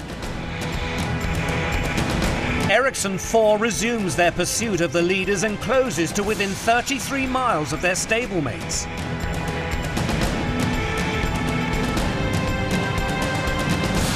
Wind speeds climb to more than 50 knots, boat speeds to over 30. The combined impact on tired crews is brutal. Everybody's pushing the boat to the limit. You know, you're actually just hoping that you can get through the watch without breaking the boat. You know, right now, flying off waves are coming into the cockpit, hitting people, and mentally, you go to your happy place. You know, places with your kids or your family or some. Next thing you know, the watch is over. You know, it's hard sailing right now. So tough are the conditions that even Southern Ocean veterans like Tony Mutter on Ericsson 4 run into trouble. Got caught with a squall and buried the bow. You know, coming out into a broach. Tried to straighten her out and with a wheel and broke it all. It wasn't very nice. And while all that was going on, we were still buried, going pretty quick. And I thought I'd just broken a cable, but so I swapped wheels. And I got to the leeward wheel and it wasn't working. So luckily Blood was right there, and he grabbed the weather wheel and continued on while then we finally worked out what was going on, and we just ripped all the sheaves out of the inside of the hull. The steering sheaves that come off the quadrant. There's also trouble on Puma. We just broke the wheel for a second time. Case is repairing it. And I've got 3 reef and J4. And all is okay, under control. Day 31, 12:22 GMT. The race to the Horn is finally decided. I'm very happy and very tired. But I have power to do the last 2,000 miles, don't you worry. Skål! It's only 2,000 miles to go. After 31 days of sailing, we go around Cape Horn first. Now we're going to fight to the bitter end. Bit of the boat, bit of the ocean. Less than 2.5 hours later, Ericsson 4 rounds to claim 3.5 points and immediately sets off in pursuit of its sister ship. Have to put ashtrays on the pedestals. We have a little celebration coming up. We're rounding Cape Horn. Casey, are you going to go naked at the Horn? Of course I am. What else would you do? He said he's going to hold the sign naked. So, personally, if he does do that, he's the dumbest human on earth. Just under 6 hours later, the third boat to clear the scoring gate after elaborate preparations is Ken Reed's Puma. Already in Brazil is Delta Lloyd. The Dutch entry retired from leg 4 and will rejoin the race on leg 6. Also in Rio, another leg 4 casualty is being prepared to re-enter the fray. Fernando Echevarri's Telefonica Black is also the subject of a battle against the clock to be ready for the import race. On Ericsson 3, 5 weeks at sea is beginning to take its toll. Yeah, I think we're all under a lot of stress, and I talk a lot about nothing. Talk about nothing. And that's my way a little bit to handle the situation. Talk, as you understand now, talk. And I think a lot of people get tired of me because talk. You have a nice, look, black suit on you. I can talk about that one. I can talk about your trousers there. I can talk about, here is a squirrel. I can talk about this squirrel. Why do you have a squirrel on board? And how many squirrels do you think there is in Sweden? And then people can guess it's 100,000 squirrels. Nah, there's only 1,000. That's very important. Perhaps it's only 1,000 squirrels in Sweden. I think it's more 100,000. You can talk about animals. You start with an A, an animal on A and B and C and D, or capitals or countries or things like insects. Nasty people, name of nasty people. They handle it in a different way, everybody. It's interesting to study how people We have one on board, no names, that eats all the time. Small things, eats. One guy, he cannot but trim the sails. Even if he doesn't do anything, he can ease 1 millimeter and take up again 1.5.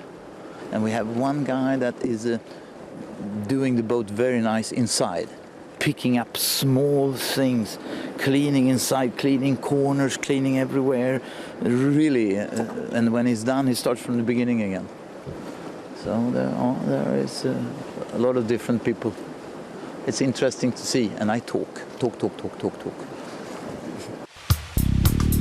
In an attempt to shake Ericsson 4 off their tail, Ericsson 3 go into stealth mode. Their location will remain secret for 12 hours.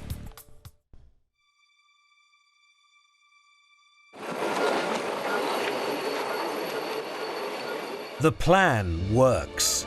Emerging from stealth mode, Magnus Olsson and his men are within touching distance of the Rio finish line.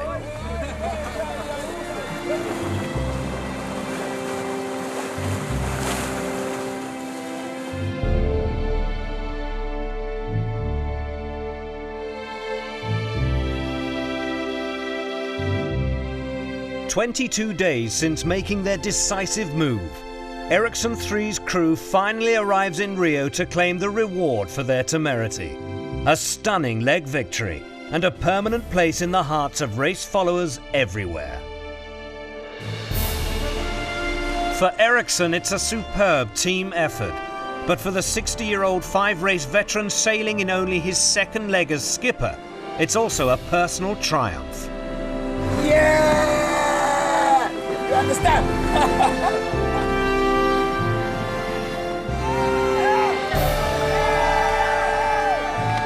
The Nordics finally crossed the line 40 days, 5 hours and 37 minutes after starting leg 5 in Qingdao, and more than 43 days since leaving Taiwan to complete leg 4.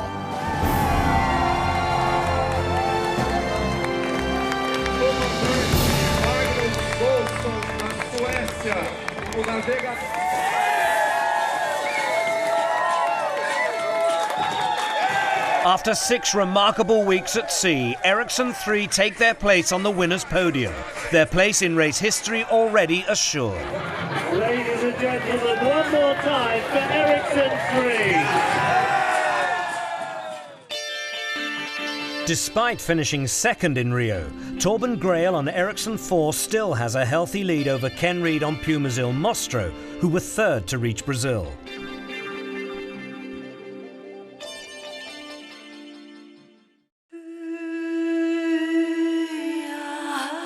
The longest leg in Volvo Ocean Race history is over at last.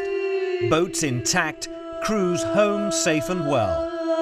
While nearly 3/4 of its 37,000-mile lap of the globe has been completed, half the race's total points are still up for grabs. 5 legs gone, 5 more ahead. This year's race has still got a long way to go.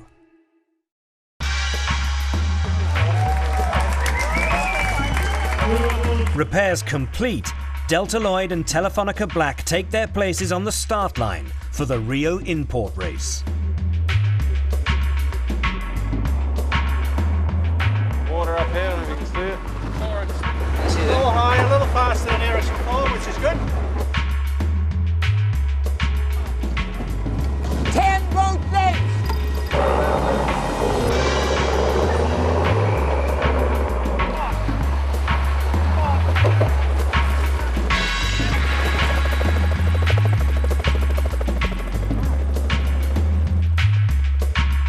It's Telefonica Blue who win the Rio import race.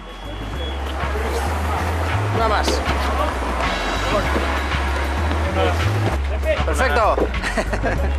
PUMA's Il Mostro comes in second, and Delta Lloyd, who haven't raced since leg 4 and have Brazilian Olympian Marcelo Ferreira on board, finish third.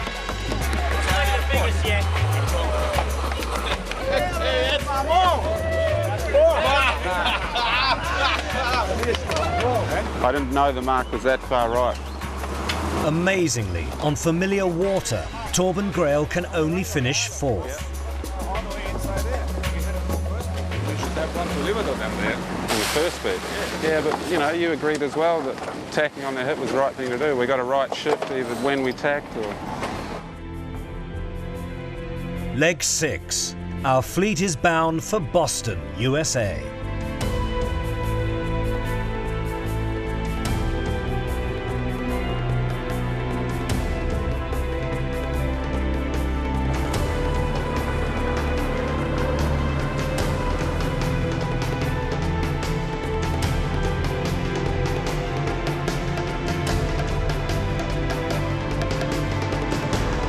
For the spectators on the Copacabana, there's one last opportunity to wave the fleet off before it heads across Guanabara Bay and out into the South Atlantic.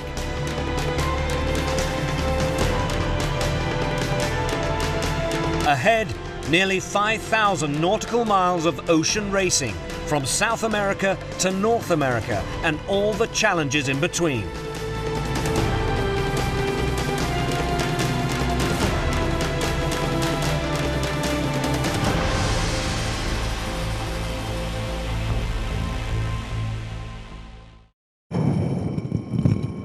Ericsson 3 soon hit trouble.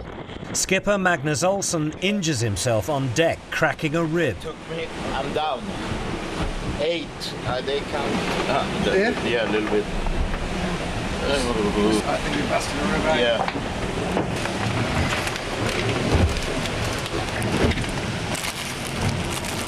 Patient name, Magnus Olsson. Age, 60. Problem, he's nuts. A couple of hours ago he got washed down the boat by a wave and he got really badly hit in the lower rib sac area here. And usually the lower down on the ribs are the less worry there is that he could have internal damage in there, but he could have a little bit of blood on the bottom of the sac around the lungs, so we're just going to listen in here and make sure it's all okay. One more time. I'm going to med school after this race. We're about 5 or 6 hours short of an area where we could get him off the boat if we had to.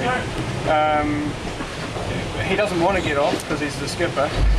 But the alternative is he'll be on board with us for another 12 days till we get to Boston. I don't want to get off.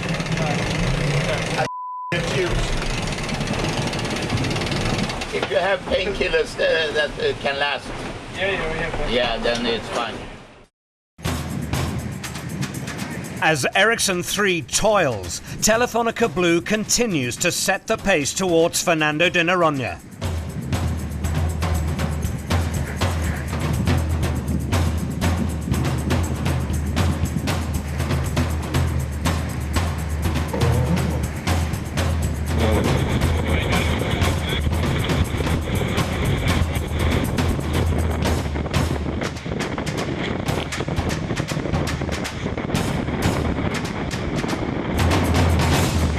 Ahí debajo y estamos llegando en 5 minutos a la puerta de aquí de Fernando de Noronha, así que muy bien.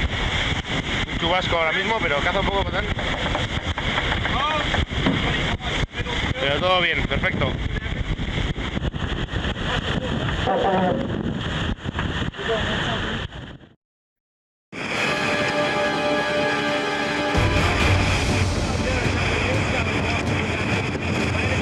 The race is on for Boston. 10 days out of Rio and the fleet is gaining ground on the leaders, Telefonica Blue.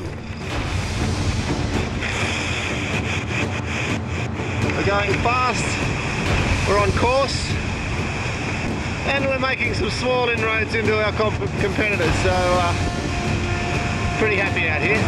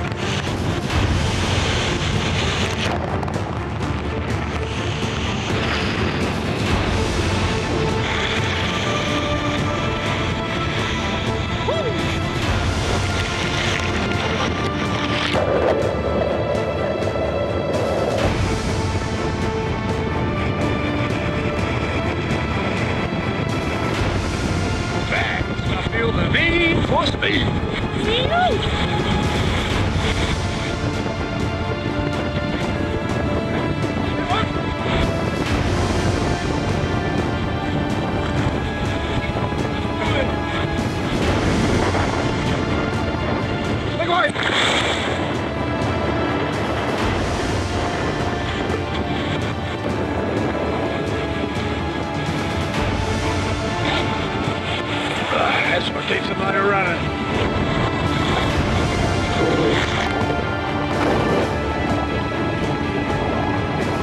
Morning.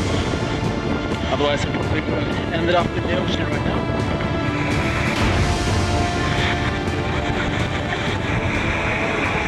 Oh, they're catching up, so they're sailing faster than us. And they're sailing faster than us because they've got more breeze than us. And there's not a whole lot we can do about that. So our leaders dropped from being over 100 miles to just over 50. And the next 36 hours will be real crucial. In an effort to regain the initiative, Becking takes his boat into stealth play, his moves invisible to the fleet for the next 12 hours. 3 hours later, Torben Grael and Ericsson 4 follow suit. When the two boats emerge from stealth play, the picture has changed dramatically. And an absolute shock. Becking and his men jibe too early and quickly run out of pressure. Grail's crew time their jibe to perfection, lining up 80 miles further north to move ahead of Becking, followed by Ericsson 3 and Puma's Il Mostro. Bauer Becking's hopes of winning the leg have been shattered. By daybreak on day 16, there are just 13 miles between the first 4 boats as they skirt the northern edge of the whale sanctuary on the approach to Boston. At the head of the fleet, Ericsson 4 lead their stablemate by just 4 miles. On one of Boston's biggest sporting weekends of the year, the Volvo Ocean Race delivers a spectacle of its own as the leading boats bear down on the finish line, racing to the last mile. Finally, Ericsson 4 finds just enough breeze to stay ahead of the Nordic boat.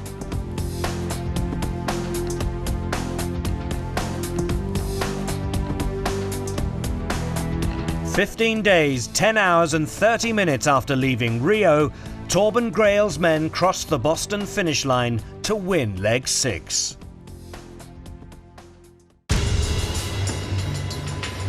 In the race for second, Ericsson 3 find themselves having to hold off a final thrust from a resurgent Telefonica Blue. 320 gets us to the finish. By 320 you're safe. Coming or not?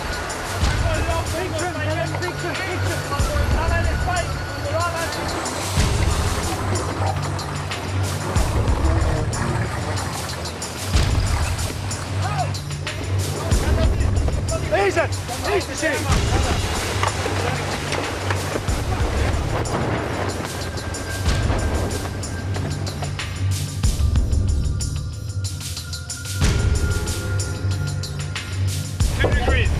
Five degrees, 59.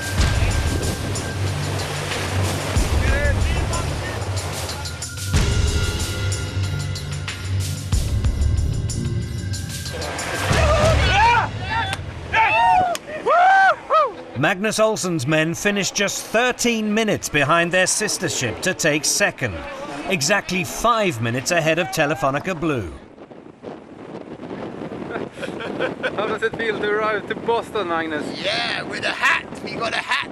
But we got the second place, and that's unbelievable. It's so good. We are so happy for second place. Second. Yeah.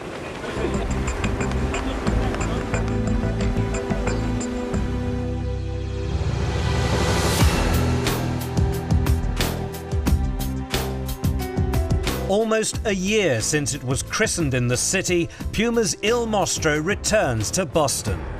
Despite their best efforts, they can't catch Ericsson 4, and they have to settle for 4th place. They still receive a hero's welcome.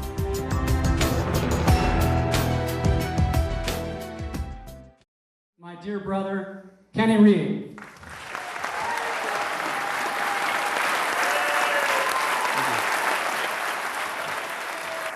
Thank you very much. It's, I can't tell you how good it is to be home. Newport, Rhode Island, you don't realize how beautiful a place we live in until you go around the world. Go around the world in probably the dumbest way you could ever go around the world, and that's to sail a boat. Well, my wife said to me the other day, hey, you know, are you thinking about doing another Volvo race? I said, well, why do you ask? She said, well, I'm doing it again, so I really hope you come along and join me. So it really helps that the pressure's off on the family side. They love it. They've loved every second of this thing. As a father, as a husband, as a friend, I think I am a better person today than I was 2.5 years ago, based on what I've learned from the Volvo race. And that is no exaggeration whatsoever.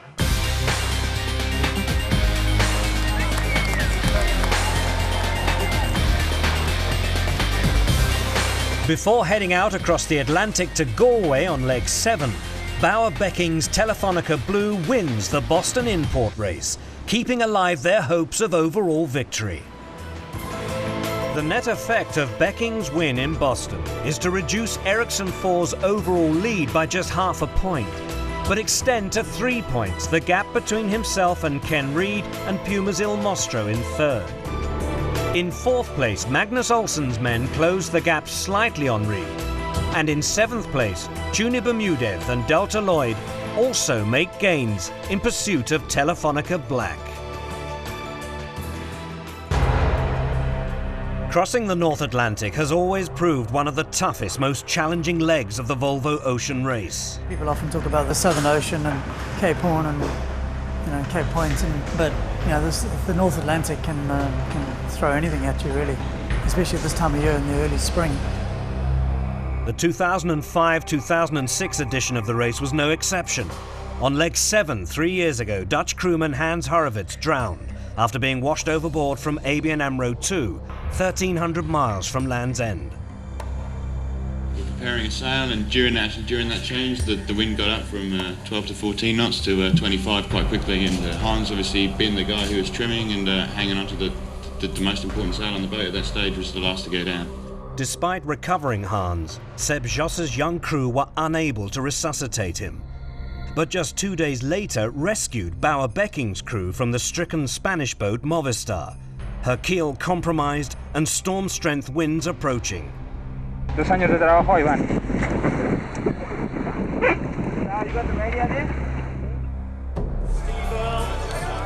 In Boston, the time has come to say goodbye.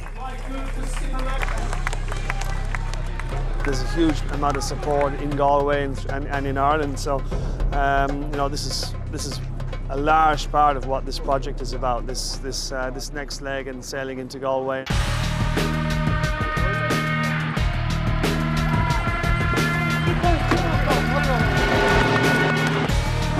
At the first mark, it's Telefonica Blue who lead, followed closely by Telefonica Black.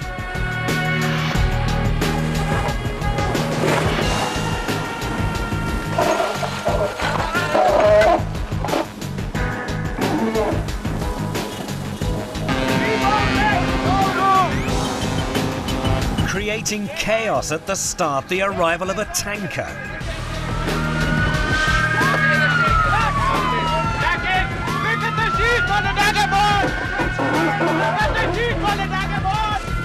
Ericsson 3 attacking in front of it.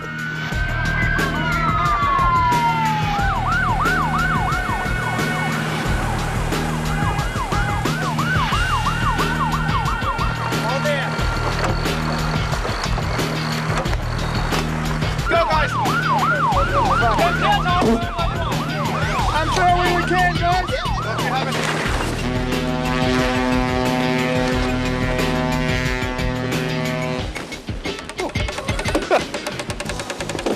That makes it lively. At a top market, just about to get run over by a ship coming up the channel. Unbelievable. Huh? Frustration for Tuni Bermudez and his crew on Delta Lloyd. They're pinned out and having to sail alongside, leaving them trailing the rest of the fleet.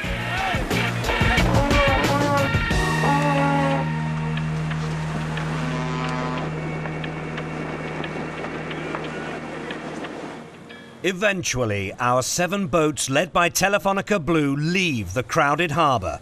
Next stop, Galway.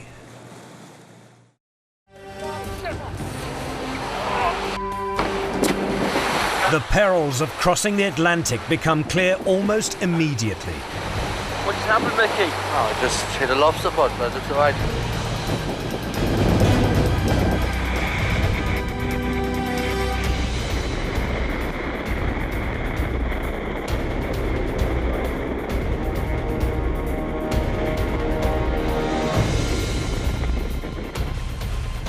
The lobster pots are hindering some more than others.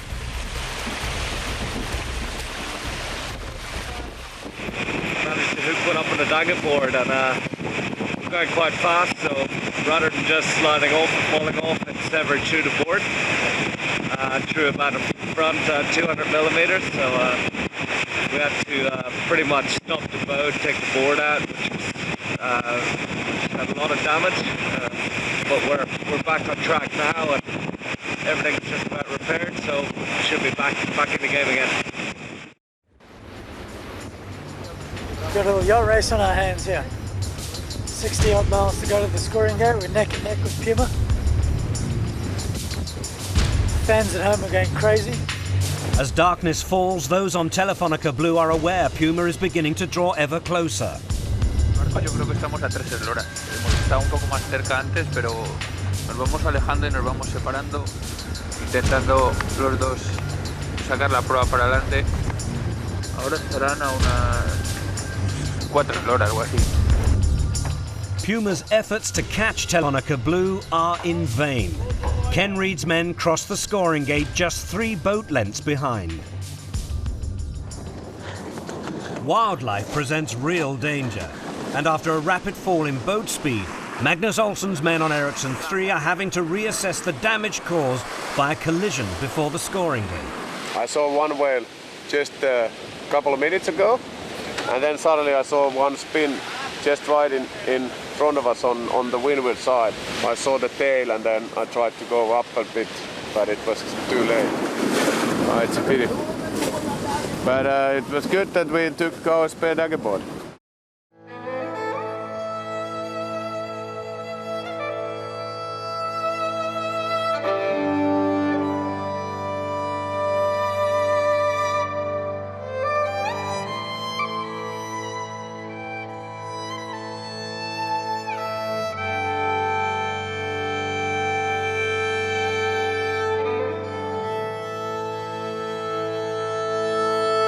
For the 60,000 inhabitants of Galway on the west coast of Ireland, hosting a stopover of the Volvo Ocean Race will be a new experience.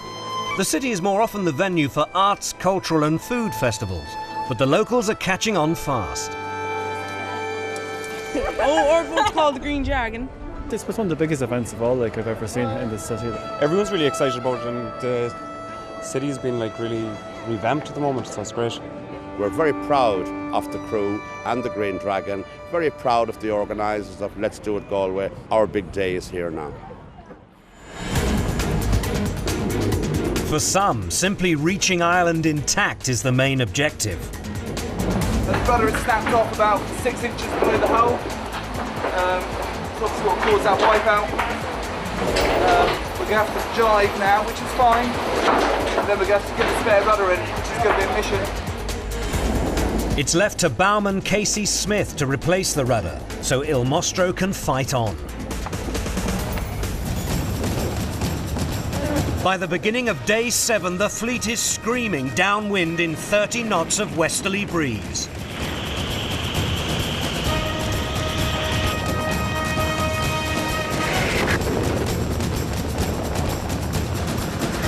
Tracking Ericsson 4 in the north and desperate to stay within striking distance in conditions that suit them at last is Ian Walker's Green Dragon. This is a f*** of a job.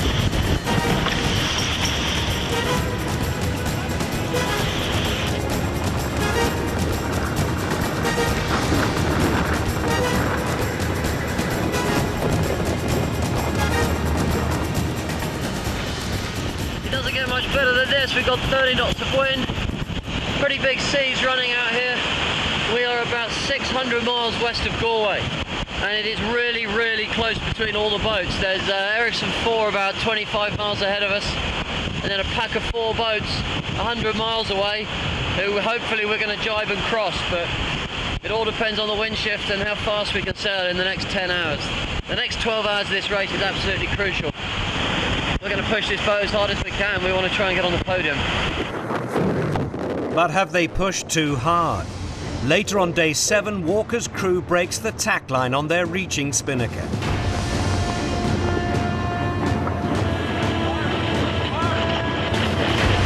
The sail almost completely destroyed. They've no option but to switch to their bigger spinnaker, leaving them on the very edge of control.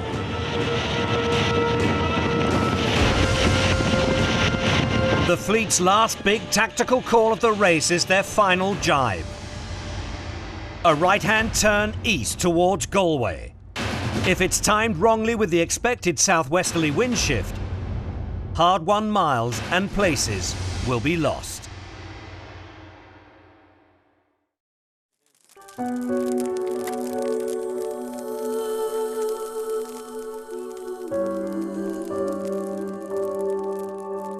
At 2200 GMT, the race leaders reach the Aran Islands, just over 40 miles from their destination. In Galway, the beacons and bonfires are already burning and the pre-arrival festivities well underway. A big Irish Saturday night in prospect. At 0:55 GMT on Sunday morning, day 9, Ericsson 4 crosses the finish line in Galway to win leg 7 of the Volvo Ocean Race. It's their second successive leg victory and secures an almost unassailable lead at the top of the leaderboard. God, I got me out of my bed and you said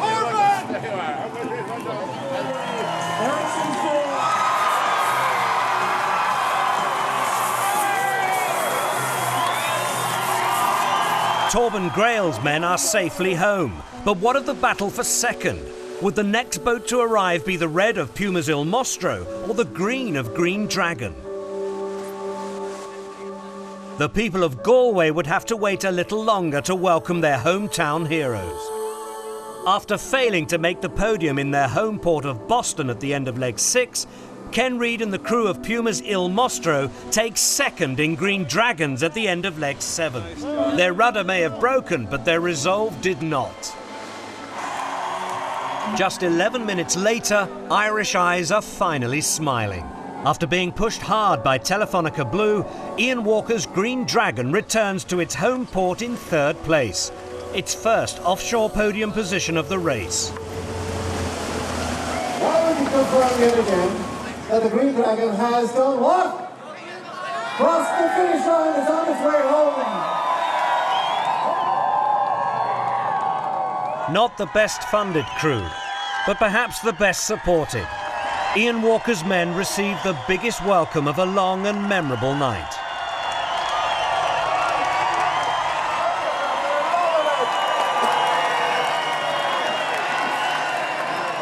Unbelievable, absolutely unbelievable. It's like 3:30 in the morning.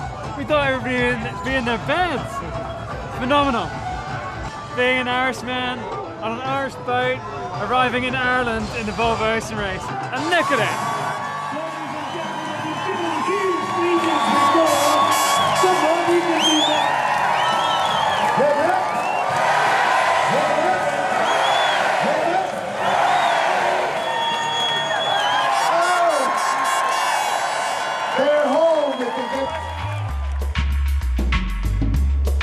Once the dust had settled, the magnificent Irish support was out in force again for the Galway import race.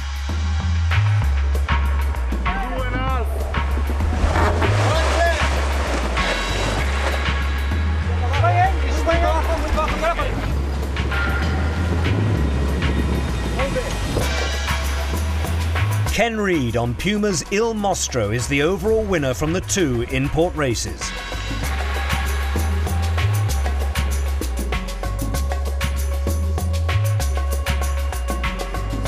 Despite finishing just 5th overall in the import races, Ericsson 4 remain on course to win the Volvo Ocean Race in St Petersburg in June. Torben Grael is 13 points clear of Bauer Becking at the top of the leaderboard. Ken Reid's victory in the Galway import race means he's now just a point behind the Dutchman in third. With the winds building steadily in Galway Bay, the fleet prepares to leave Ireland after a memorable 2 weeks in which ocean racing was embraced by a whole new audience. We've had a huge stopover, we've been totally overwhelmed by the reception that we've had, but I think it's been the same for all the teams.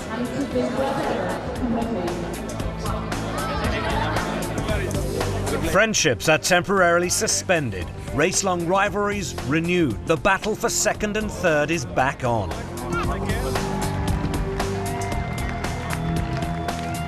The first 24 hours for sure is going to be windy downwind. That should be good for us. Really looking forward to that. We're going to get up into the English Channel at some point. The wind's going to go light, and I'm sure there's going to be an awful lot of tactical opportunities. English coast, French coast. I think anybody knows where they're going yet. Just trying to take it all in. Just make sure I remember this for the rest of my life. The fleet is heading to Sweden. Destination Marstrand. Before a 500-mile charge to Stockholm, 8 months of hard work will end in Saint Petersburg, Russia.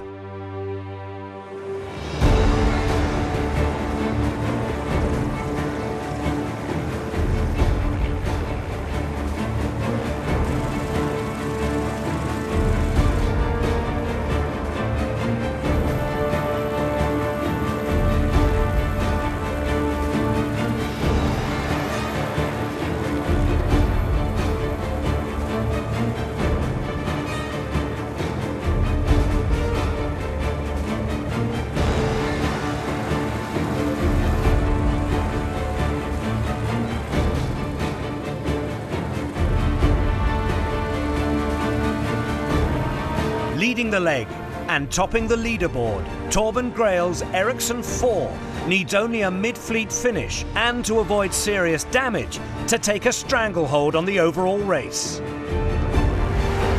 But late on the opening day, their poise deserts them.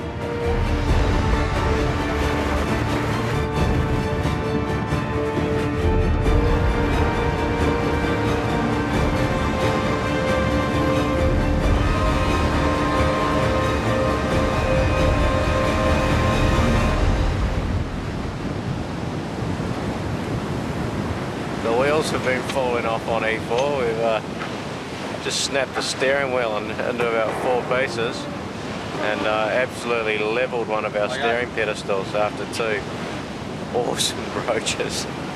2 of the better ones I've ever done.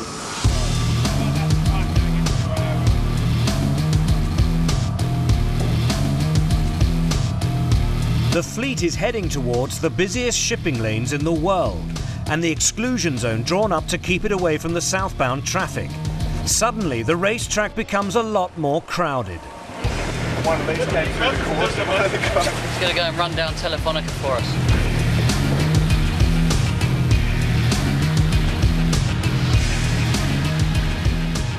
Nice and close then. Passing Rotterdam, Puma's woes continue. Hands up, guys!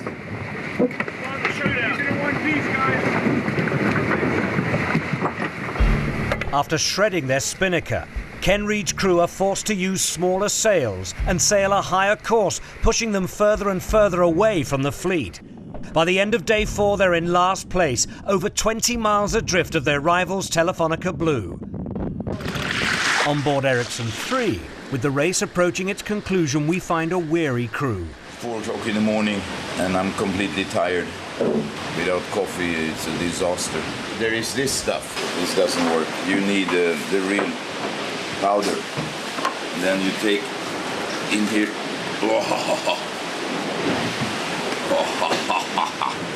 And then you take a little bit of fresh water because it mixes better with cold fresh water. Black is beautiful. It's almost like it's standing up by itself. The spoon. Here comes the coffee.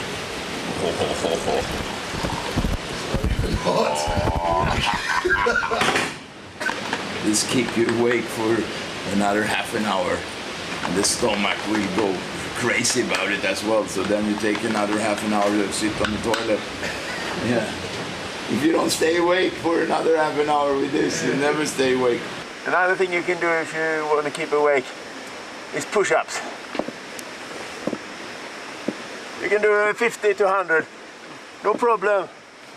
And I'm sure you'll keep awake. 99, 100! Okay, I go a little bit more. Well, the other guys, they do stupid things to try to stay awake, like eat and talk and stuff, but I just stay awake.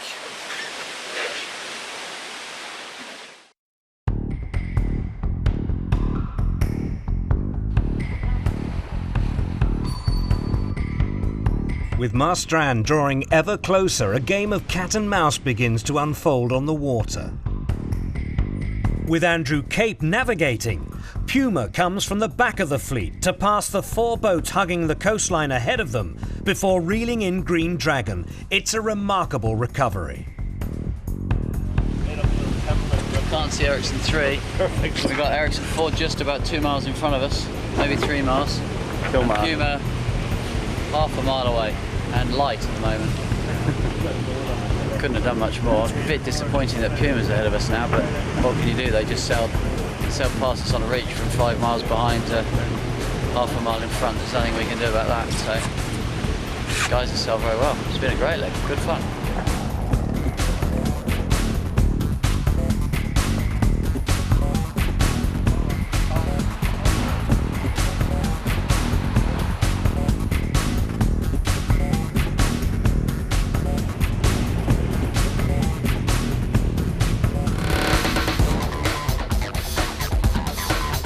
Up ahead, Ericsson 4 is about to claim a decisive leg win.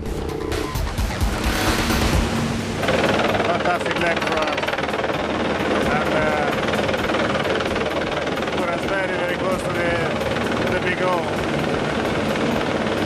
Fantastic.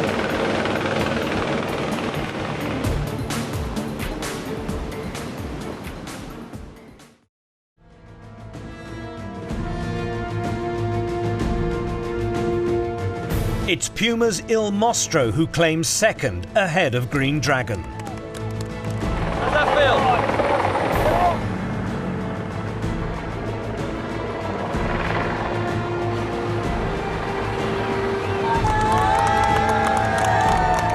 Yeah, I know this is a theme, like that's the best comeback I've ever been a part of.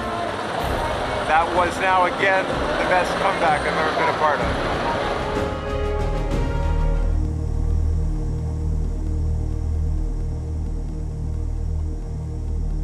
While Telefonica Blue grabs 4th, the fight for 5th is coming down to the wire. Telefonica Black and Delta Lloyd are side by side, inching towards the finish line.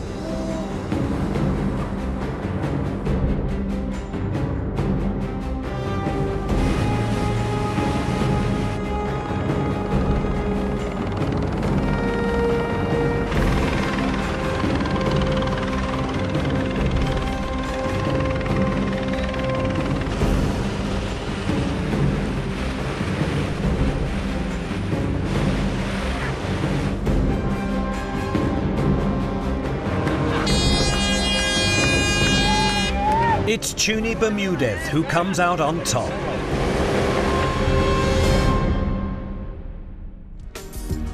By winning leg 8, Ericsson 4 are on the verge of overall victory. They hold a 15-point lead over Puma's Il Mostro, whose amazing comeback sees them leap above Telefonica Blue.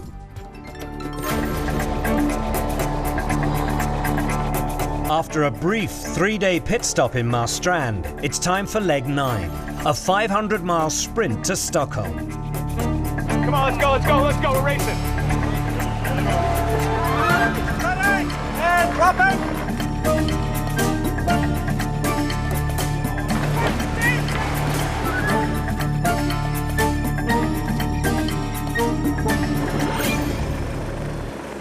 Telefonica Blue leads the way.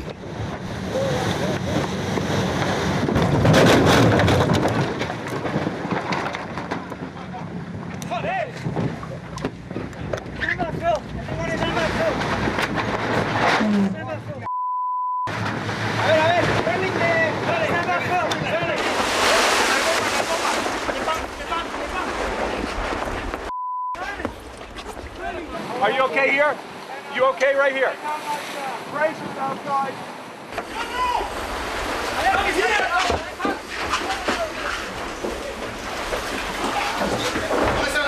Aquí, están aquí, Xavi.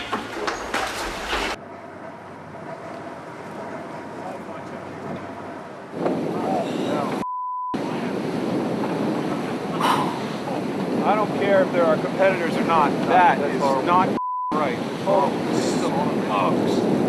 I am trying.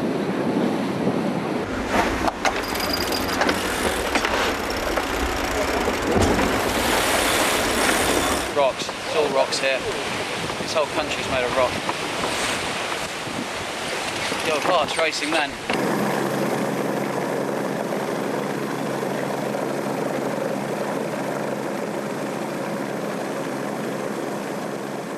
Have a look at your map. Yeah, we just hit a rock that's which is just a little isolated spot. We can go either way to get off, whichever's easiest. You want to unfurl a bit this one? High and dry on it. Best thing to do is take the main down. Come on, take this.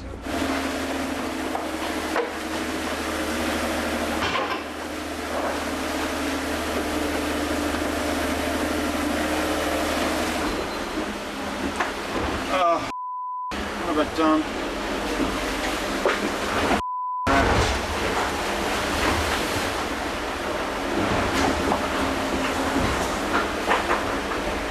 Hi, duty office, it's Sci-Fi here. Just to let you know we're suspending racing.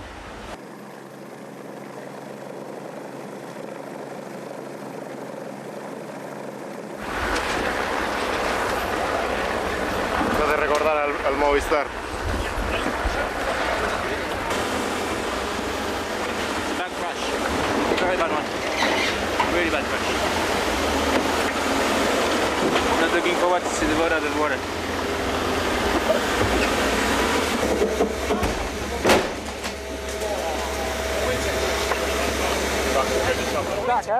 After 2 hours, a stricken Telefonica Blue is freed from the rocks.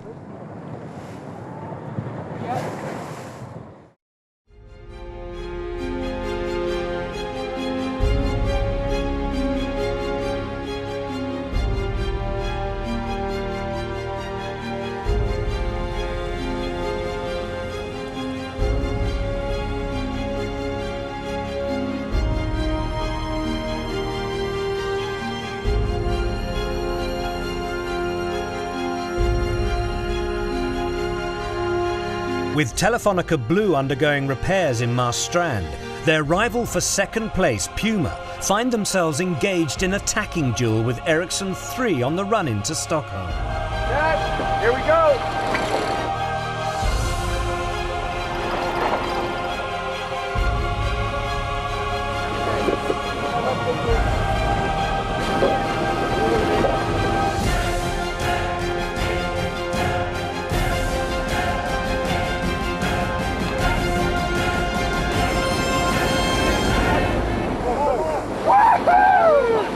After 33 hours and 43 minutes of racing, and at their 9th attempt, Ken Reed's crew claim their first offshore win to strengthen their hold on second place. You guys are awesome, man.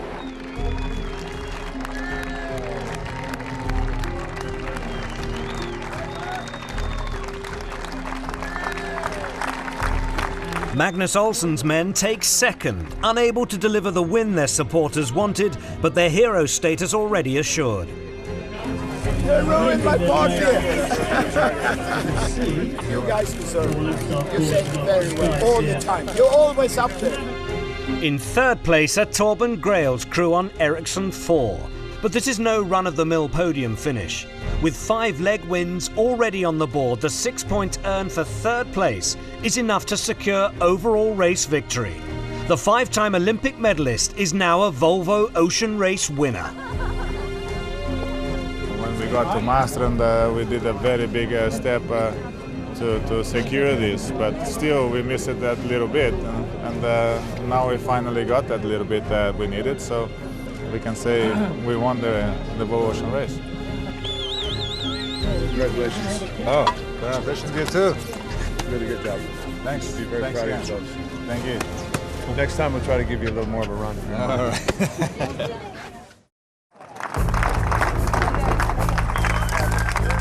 Arriving last in Stockholm, 4 days after the rest of the fleet and carrying a frustrated crew, is a repaired Telefonica Blue. Incredibly, they go on and win the Stockholm import race.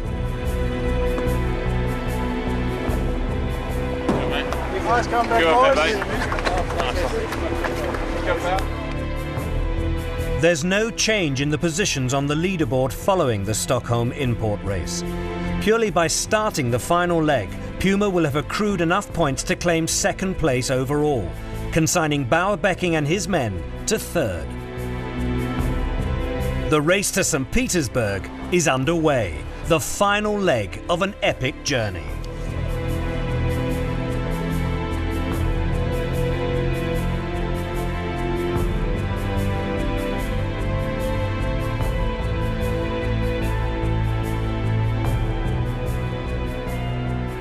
Leading the fleet into St. Petersburg are PUMA and Telefonica Black, who are desperate to end the race with a leg win.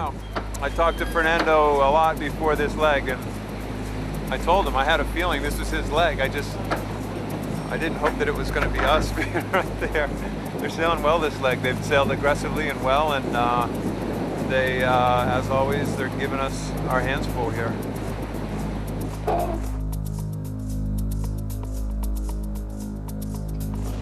Very close, right? Very, very close to the finish. Just there.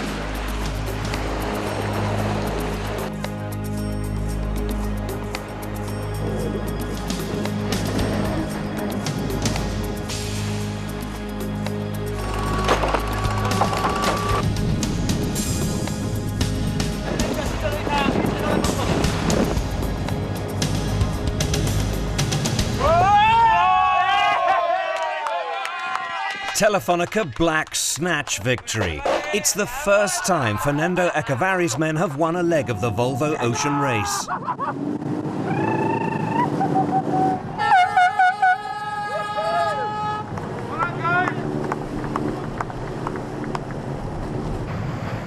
Coming home third, Telefonica Blue.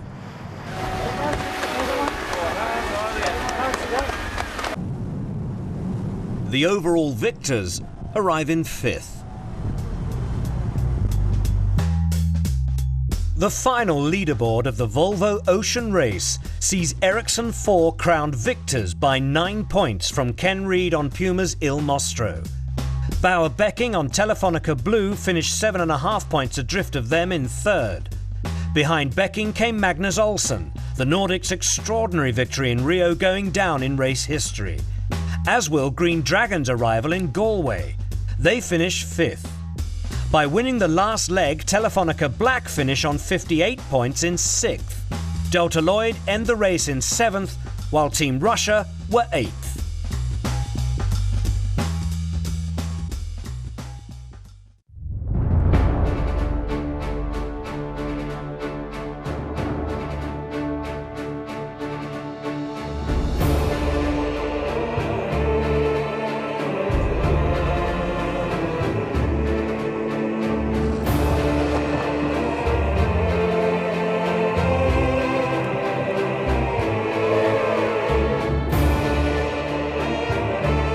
The final act on the water is a triumphant procession into the city of St. Petersburg.